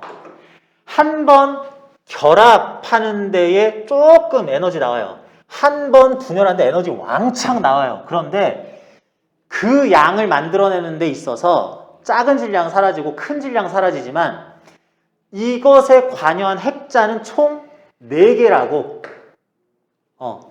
여기에 관여한 핵자는 총 236개라고. 그래서 요 에너지를 4로 나눈 것과 요 에너지, 큰 에너지를 236으로 나눈 값으로서는 이게 더 커요. 한 번의 핵 반응 과정에 대해서 핵자당, 야, 우린 4개가 이걸 만들었어. 니는 236개가 관여해서 그거밖에 못 만들었냐? 아유, 우리가 그건 크지 해가지고 핵자당 방출 에너지는 핵융합시가 더 커요. 그냥 방출 에너지 또는 질량 결손은 핵 분열이 더 큽니다. 확실히 큽니다. 요거 또 헷갈리는 경우들이 있는데 요것도 혼동하면 안 되시고요. 그리고 이건 얘기하다 보니까 당연히 나온 거기는 한데 이렇게 되는 과정에서 핵 융합 과정에서 질량 결손이 있어요. 질량이 작아져요. 핵 분열 과정에서도 질량이 작아집니다. 이게 이 둘은 얘네하고 다르다는 얘기예요. 핵 융합이 있고 핵 분열이 있으면 이게 이거는 뭉치는 거, 이거는 쪼개지는 거, 그러면은 반대 과정이라고 착각하는 경우들이 있는데 그게 아니라 두 개가 뭉칠 때도 질량 결손이 있다. 하나가 큰 게 쪼개질 때도 질량 결손이 있다. 아니 이게 합쳐질 때 질량 결손이 있었으면 쪼개질 땐 질량이 오히려 커져야 되는 거 아니야? 그런 거 아니란 얘기입니다. 이게 왜 그러냐면 핵융합과 핵분열은 반대 과정이 아니에요.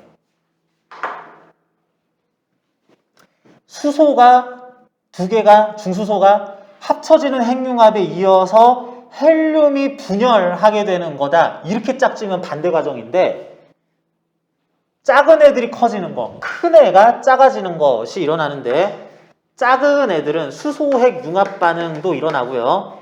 헬륨핵 융합 반응도 일어나고요. 뭐 이런 애들 뭉쳐가지고 탄소 이런 것도 탄소핵 융합 반응도 일어나가지고 철 내지는 이제 초신성 폭발 그러면 철핵 융합 반응도 일어나긴 합니다. 그러는데 우라늄 핵 융합 반응은 안 일어나요.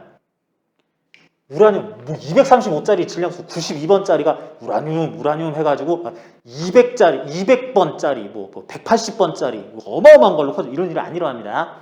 큰 애들은 쪼개지고 얘가 또 쪼개져 가지고 안전된 상태로만 가는 거라서 이거 융합 작은 게 큰 거 되는 거, 큰 게 작아지는 거 얘네들은 서로 반대 방향에서 가운데를 향해서 오는 거기 때문에 분열과 융합은 상보적은 상대, 반대 과정이 아니다. 그래서 여러분들이 요거는 밑에 나온 얘네들은 진짜 반대 과정이에요. 상반되는 역과정, 상대적인 역과정 이렇게 해야 되기 때문에 요거랑 구분을 해줘야 되겠습니다.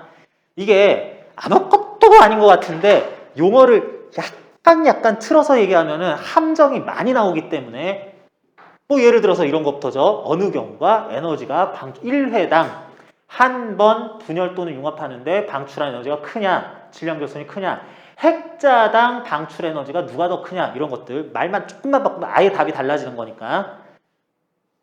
그리고 아예 그냥 이해할 때부터 요렇게 될 때 얘네들 둘 다 질량 결손이 일어난구나. 융합이고 분열이라 가지고 이건 질량 커지고 작아지고 이런 게 아니구나. 질량 수는 보존되는데 질량은 보존이 안 되고 결손이 있는데 질량을 입자별로 따지면 결손이 또 없어요. 그럼 그 결손 질량은 어디서 나왔냐? 결합 에너지라는 게 줄어들면서 결합 에너지가 또 질량으로 확인되던 게 또 사라지면서 그래서 질량이 전체적으로 줄어드는 효과가 나타나는구나 이렇게 하는데 선생님 결합 에너지, 기본 입자간 결합력 이런 것들이 뭔 소리예요? 그게 왜 질량 효과가 나타나요? 그런 거는 교과서에서 아주 자세히 얘기 안 하니까 그 정도가 있겠구나라고 하고 조금 용어 구분만 하면서 보면 되겠습니다.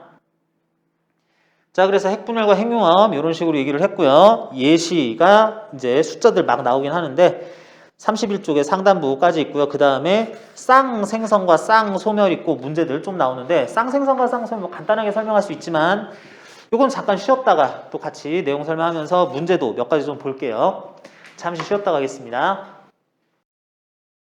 쌍생성과 쌍소멸을 얘기하기 위해서는 입자와 반입자를 얘기를 해야 돼요.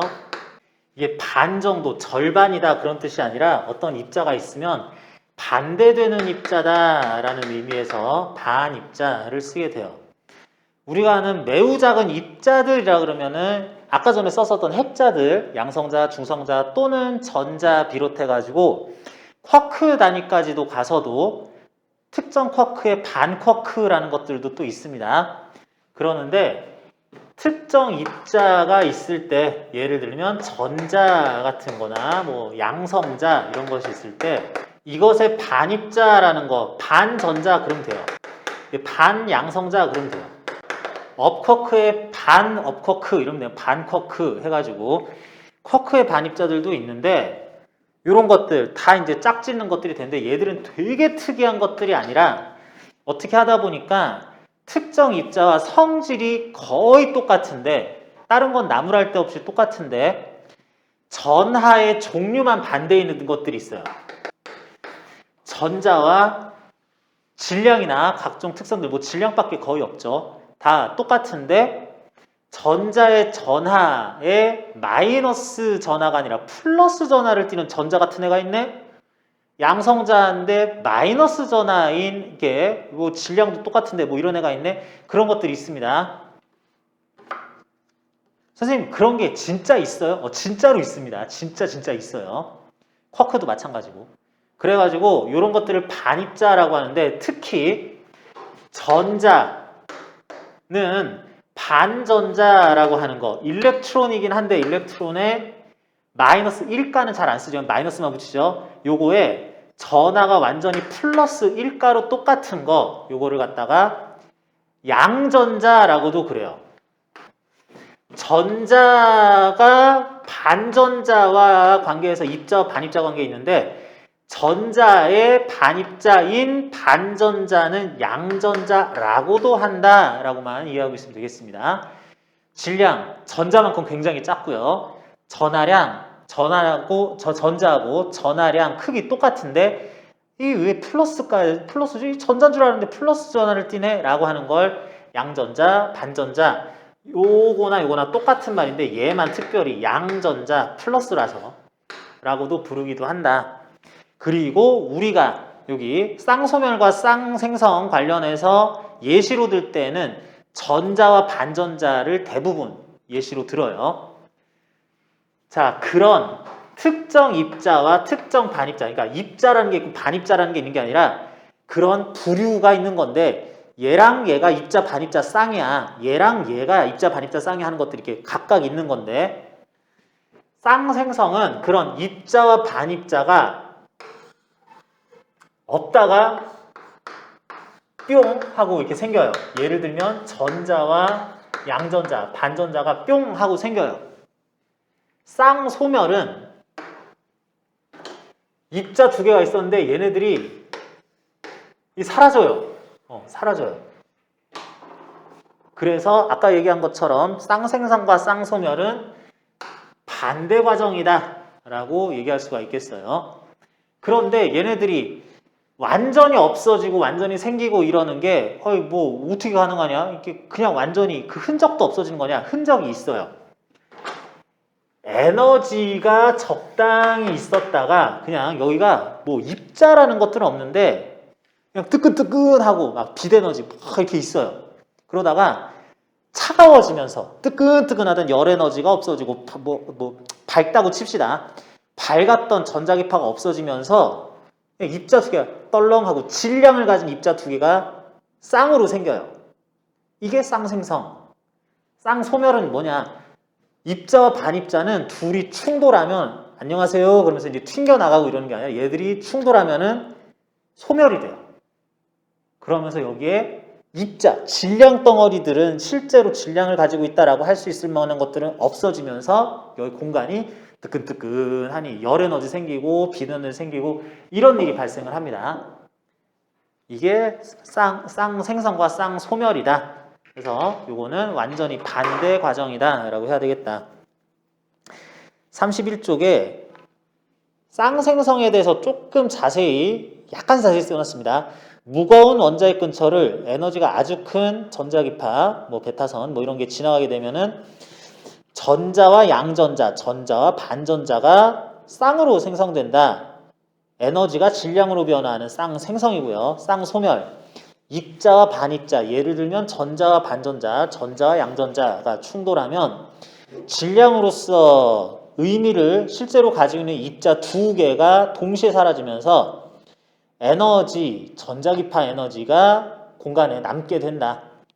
요거에 또 이제 그 두 입자의 질량 합의 몇 킬로그램이야 하는 거에 빛의 속도의 제곱 한 만큼의 줄 단위의 에너지가 전자기파 형태로서 튀어나와서 남게 된다. 요게 쌍소멸이다 하겠습니다. 자, 그래서 여기 나온 핵융합과 핵분열, 쌍생성, 쌍소멸 이런 것들 구분해야 되는 개념들이 제법 있어서 그렇지 앞에처럼 여러분들이 막 세세한 계산을 해가지고 다 아는데 계산하다 실수해 틀렸는데 이런 문제들은 안 나오는데 의미를 정확하게 구분해서 이해하고 있지 않으면 곤란한 이런 부분들이 많다. 그래서 말이 좀 길었습니다. 내가 뭐 한 말이나 설명들은 길고 많긴 했었는데 여러분들 들으면서 처음에 얘기했던 것처럼 강연 듣고 있다는 느낌이 좀 들었을 겁니다.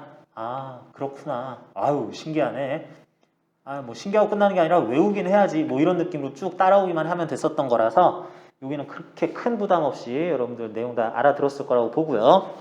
이런 것들 관련한 문제들 풀어보면서 용어나 이런 개념들 헷갈리지 않고 계속 확인만 여러 번 해주면 되겠어요.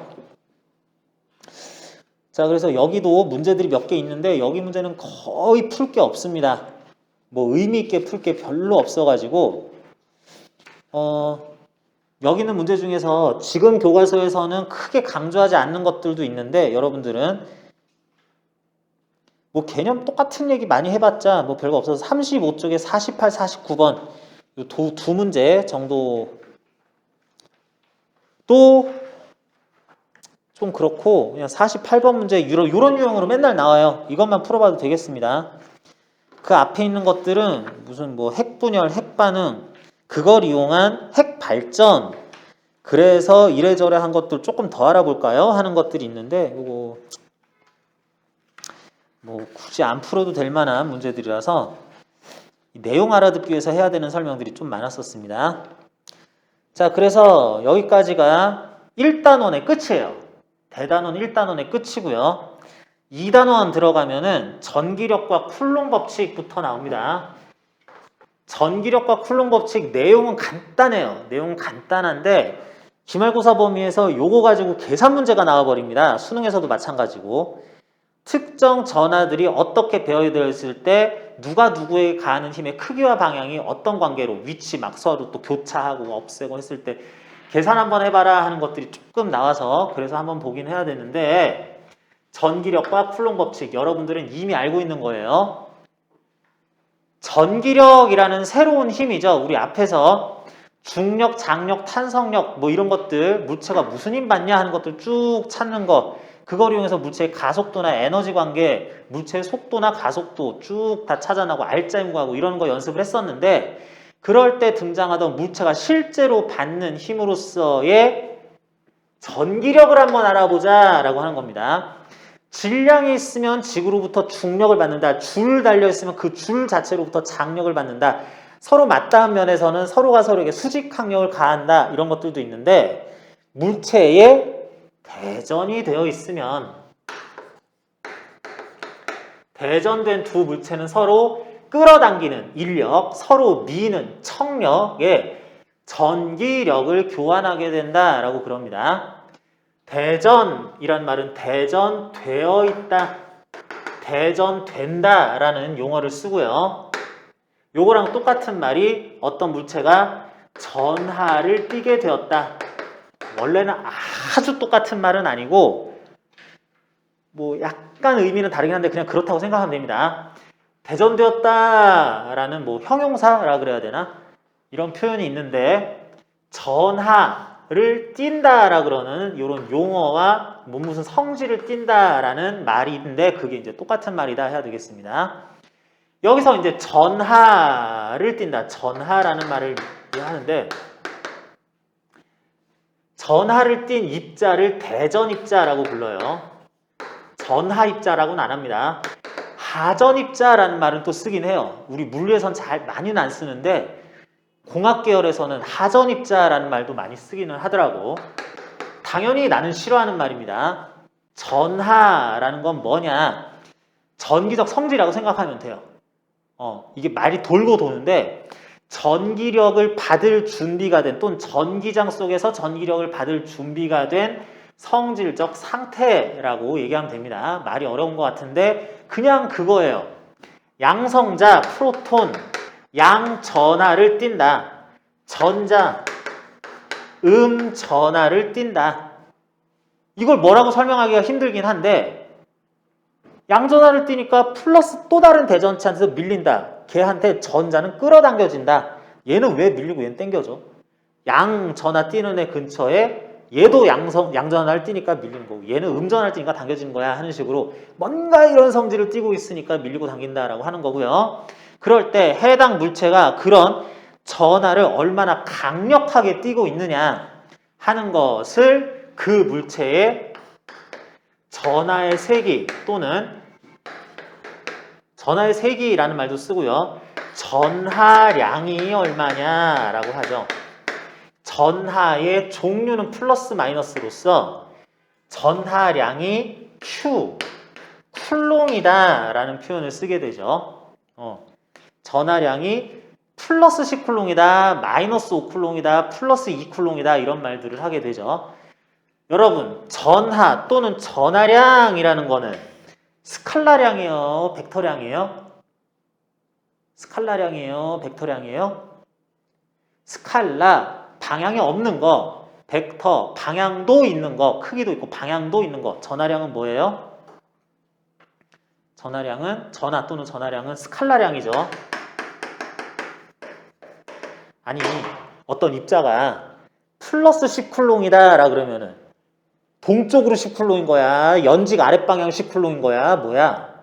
그럼 방향 없죠? 얘가 스칼라량으로서 플러스 10쿨롱의 전하 성질을 가지고 있는 것 뿐인 거죠.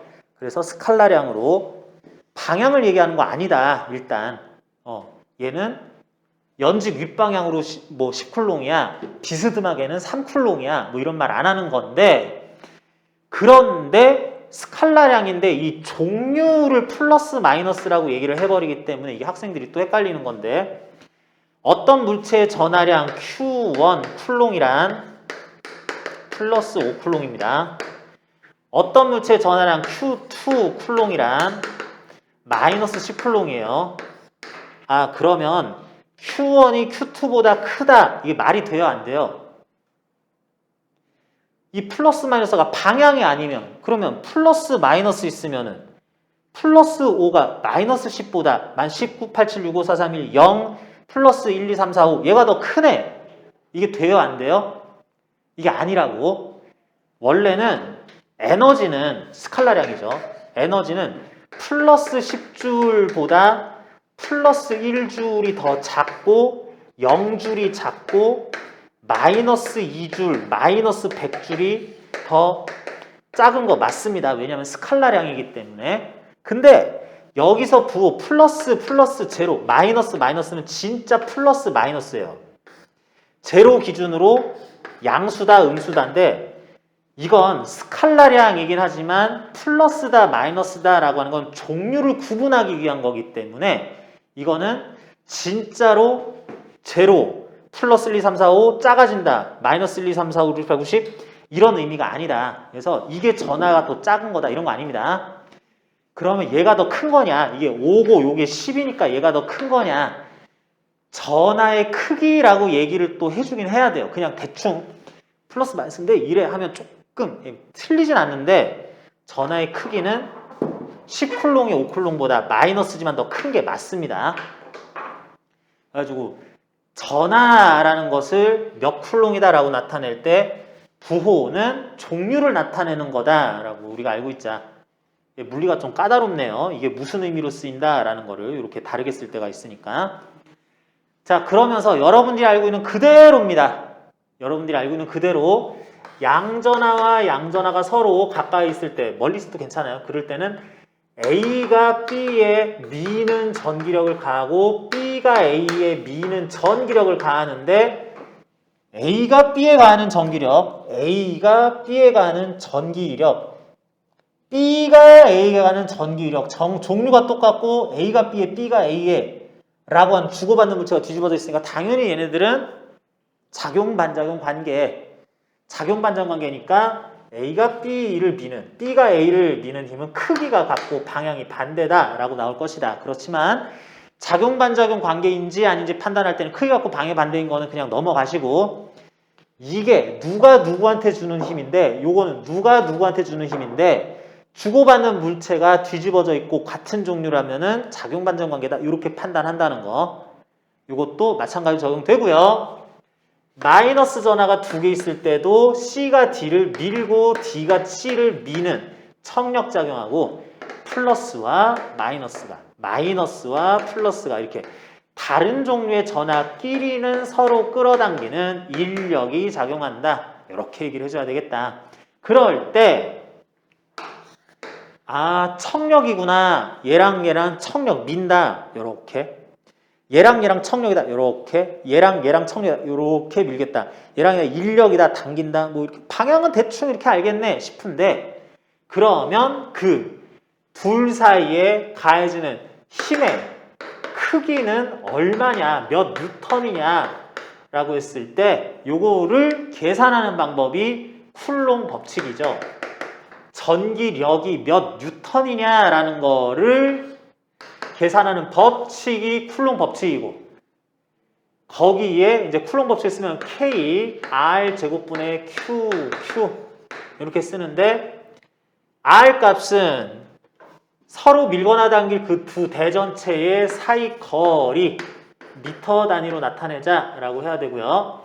여기서는 Q는 너는 몇 쿨롱, 나는 몇 쿨롱. 전하의 종류는 일단은 쓰지 말고요. 그 크기가 5쿨롱, 10쿨롱, 1쿨롱, 2쿨롱, 3쿨롱, 3쿨롱. 그러는 몇 쿨롱인 거 두 개가 있는지 이거 쓰면 되는 거고 전하량 크기에 곱이 클수록 그 힘은 더 커지겠죠. 근데 요거 쿨롱 미터에 제곱해가지고 계산할 때 뉴턴 단위로 나오려면 앞에 쿨롱 상수를 곱해줘야 됩니다. 쿨롱 상수는 8.99 곱하기 10의 9제곱 뭐 이렇게 되긴 하는데 이거 여러분들은 외울 필요 없습니다.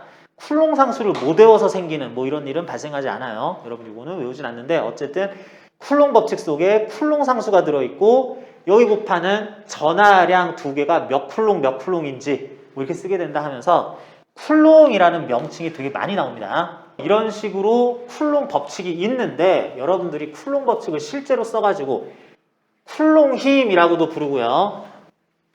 이렇게 해서 구한 힘을 둘 사이의 전기력이라고도 하는데 이렇게 해서 구한 쿨롱 법칙에 따라 계산된 힘을 쿨롱 힘이라고도 합니다. 쿨롱 힘이라고도 부른다. 그런데 저걸 우리는 아주 단순하게 대입만 하면 나오게 그렇게 만만하게 만들진 않아요. 어떻게 하느냐? 예를 들면 이런 식으로 여기 대전 입자가 3개가 같은 거리 떨어져 있어요. A, B, C가 이렇게 떨어져 있는데 지금 얘가 받는 R자 전기력이 0뉴턴이래요. A가 받는 전기력 0뉴턴 뭐 이렇다고 합니다. 그런데 여기까지만 일단 확인한 다음에 A는 여기다가 놓고 C는 여기다가 놨는데 B를 여기다 갖다 치웠어요. 이렇게 바꿔봤습니다. 자, 이렇게 했는데 중간에 힌트가 이게 나와요. 현 상황에서 B가 C에 가하는 힘이 스몰 f 뉴턴 이렇게 된다고 해보자. 그러면 조건이 조금 더 나와야 되는데 됐다. 이 정도만 합시다. 그러면은 B를 싹 들어서 여기다 갖다 놨을 때 여기다 갖다 놨을 때 C가 B한테서 받는 힘의 크기와 방향은 어떻게 될까요?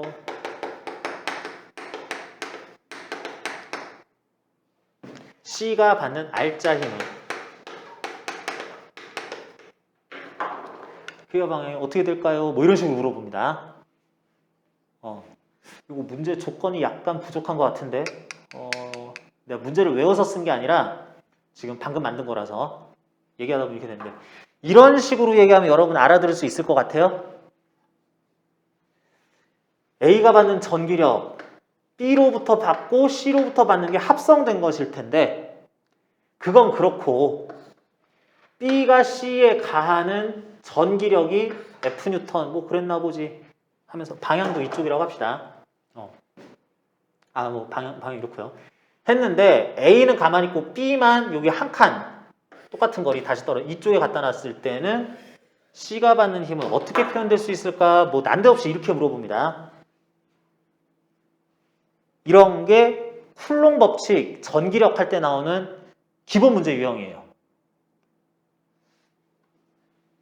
꼭 이걸 옮겨요. 그걸 해가지고. 자, 이런 거 어떻게 풀지 알겠어요? A가 받는 전기력이 R자 힘으로서 0뉴턴이다 라고 그러면은 B한테서 받는 힘하고 C한테서 받는 힘을 다 생각을 해야 돼요. 지금 주변에 상당히 가까운 곳에 입자 두 개가 있으니까 이렇게 해야 되는데 여기서 A가 받는 B로부터 C로부터 전기력이 아예 없다면 모를 거야. B에 의해서 왼쪽으로 힘을 받는다면 C에 의해서는 오른쪽으로 반대로 A에게 B가 오른쪽으로 힘을 간다면 C는 왼쪽으로 힘을 가는 식으로 해서 일단은 A가 받는 힘이 B, C로부터 반대 방향으로 나타나야 되는 거죠. 그럼 어떻게 돼야 돼요? A가 받을 힘이 저런 식으로 일단 방향이나 일단은 반대로 나타나려면 B가 플러스 C가 마이너스이거나 B가 마이너스 C가 플러스 이렇게 돼야 돼요. 이게 플러스여도 그렇고 A가 마이너스여도 그렇고 그래서 A는 플러스인지 마이너스인지 모르겠는데 요렇게 짝이 지어지거나 요렇게 짝이 지어야 됩니다. 짝이 지어져야 돼요. 그런데 플러스 플러스 내가 밀고 마이너스 플러스 네가 당기든 뭐 이렇게 내가 당기고 네가 밀든 아니면 마이너스라서 내가 당기고 네가 뭐 이런 여러 가지가 있을 텐데 B와 C의 전하량의 크기는 그거는 어떻게 나와야 되겠다? 몇 대 몇? B와 C는 1대 4 이렇게 나와야 되겠죠. 플러스 Q 마이너스 4Q거나 마이너스 Q 플러스 4Q 이런 식으로 나와야 된다고. A는 모르죠? A는 모르죠? 왜냐하면 예를 들면 A가 플러스 라지 Q 쿨롱이다 라고 하면은 B가 A를 밀 텐데 그 힘은 K R 제곱분의 요 거리 R이라고 합시다. R 제곱분의 QQ 나올 거고 C가 A를 플러스 마이너스 당길 힘은 오른쪽으로 A가 받을 힘은 K 2R의 제곱분의 그러니까 4R 제곱분의 Q 4Q 해야 방향이 반대고 크기가 같은 식으로 나타날 거라서 지금 이 상황에서는 B, C는 종류가 반대, 서로 상반되고 전하량의 크기는 1대 4이다. 이 정도만 알 수 있다. 뭐 이런 식으로 진행을 합니다. 그래 놓고 이제 B가 다른 위치로 갔을 때에는 A와의 거리가 3배로 바뀌고 C는 뭐 그대로 있는데 B, C 간에는 서로 B, C는 무조건 부호가 달라야 되니까 또 당기고 뭐 하는 것들 그래서 C는 B한테서는 아마 이쪽으로 힘 받겠지 그러면서 A한테서 C는 어떻게 힘 받을까 뭐 이런 것들 더 판단하고 할 때 자료가 더 주어져야 되는데 예를 들면 처음에 시작할 때 이런 식이라는 얘기죠. 예를 들면 이런 식으로 A, B, C가 A가 받는 전기력이 0이야. 그러면은 일단은 많은 종류들 가운데 A는 플러스 마이너스 확정을 못한다. 전하의 종류도 확정을 못한다. B, C는 최소한 전하의 종류는 반대이면서 전하량의 크기 B는 1대 4다 라는 것까지는 알 수 있다. 그러니까 함부로 넘겨짚지도 말고 찾을 수 있는데 못 찾는 것도 없어야 그러면서 다음 정보로 이용해서 추려서 이렇게 해야 돼가지고 의외로 여기가 경우의 수 문제처럼 되면서 학생들이 풀기 되게 까다로워하는 부분이에요. 점 전화가 어떻게 배치되느냐에 따라서 이게 달라지는 게, 연습 문제 잠깐 넘어가서 보면은 뒤에 있는 연습 문제에서 44쪽부터 나오는 연습 문제들 보면은 51번, 52번, 막 53번 이런 거 봤더니 아유 뭐 A, B 있고 어디다가 뭘 읽어보면 어디다가 뭘 갖다 놨네 말았네 하고, 52번에서는 A, B, C가 있는데 A를 저쪽에다 치웠더니 C가 받는 힘이 이래 저래, B를 또 치워봤더니 이래 저래 해가지고 전기력이 어느 방향이고 크기는 어떻게 했냐 한번 네가 따져봐라. 53번에서는 이러저러 해가지고 얘네들이 있었는데 C를 약간 왼쪽으로 가져와 봤더니 B에 작용하는 전기력이 0으로 됐다고 뭐 어떻게 하고 뭐 이게 어떻게 또 바뀌겠냐, 전의 종류가 뭐겠냐 뭐 이런 것들을 물어보는데, 이런 식으로 입자 간의 위치의 변화를 주거나 새로운 입자를 더 가져왔을 때 물체들이 받는 힘이 이런 양상이었대. 왜 그랬겠니? 그랬을 때 이거 모르겠고 요 정도까지는 알겠는데 정확히는 모르겠고 하면서 이제 자꾸 경우를 추려 나가다가 이렇겠구나. 니은 물어보고 이거는 끝까지 모르겠는데 이걸 어떻게 이렇게 확정할 수 있어? 이런 것들을 구분하는 문제가 얘기한 것처럼 경우의 수 문제처럼 되면서 학생들이 은근히 짜증을 내요. 그럴만하게 문제들이 나오는데, 이런 문제는 경우가 굉장히 많아질 경우에 차라리 아예 수식적으로 접근해서 풀어보는 방식이 있습니다. 그거를 여러분하고 요 문제들 풀면서 몇 가지는 어떤 게 유리하고 어떤 건 어떤 방법이 유리한지 검토를 할 건데, 오늘 하기엔 좀 시간이 다 돼서 힘들고요.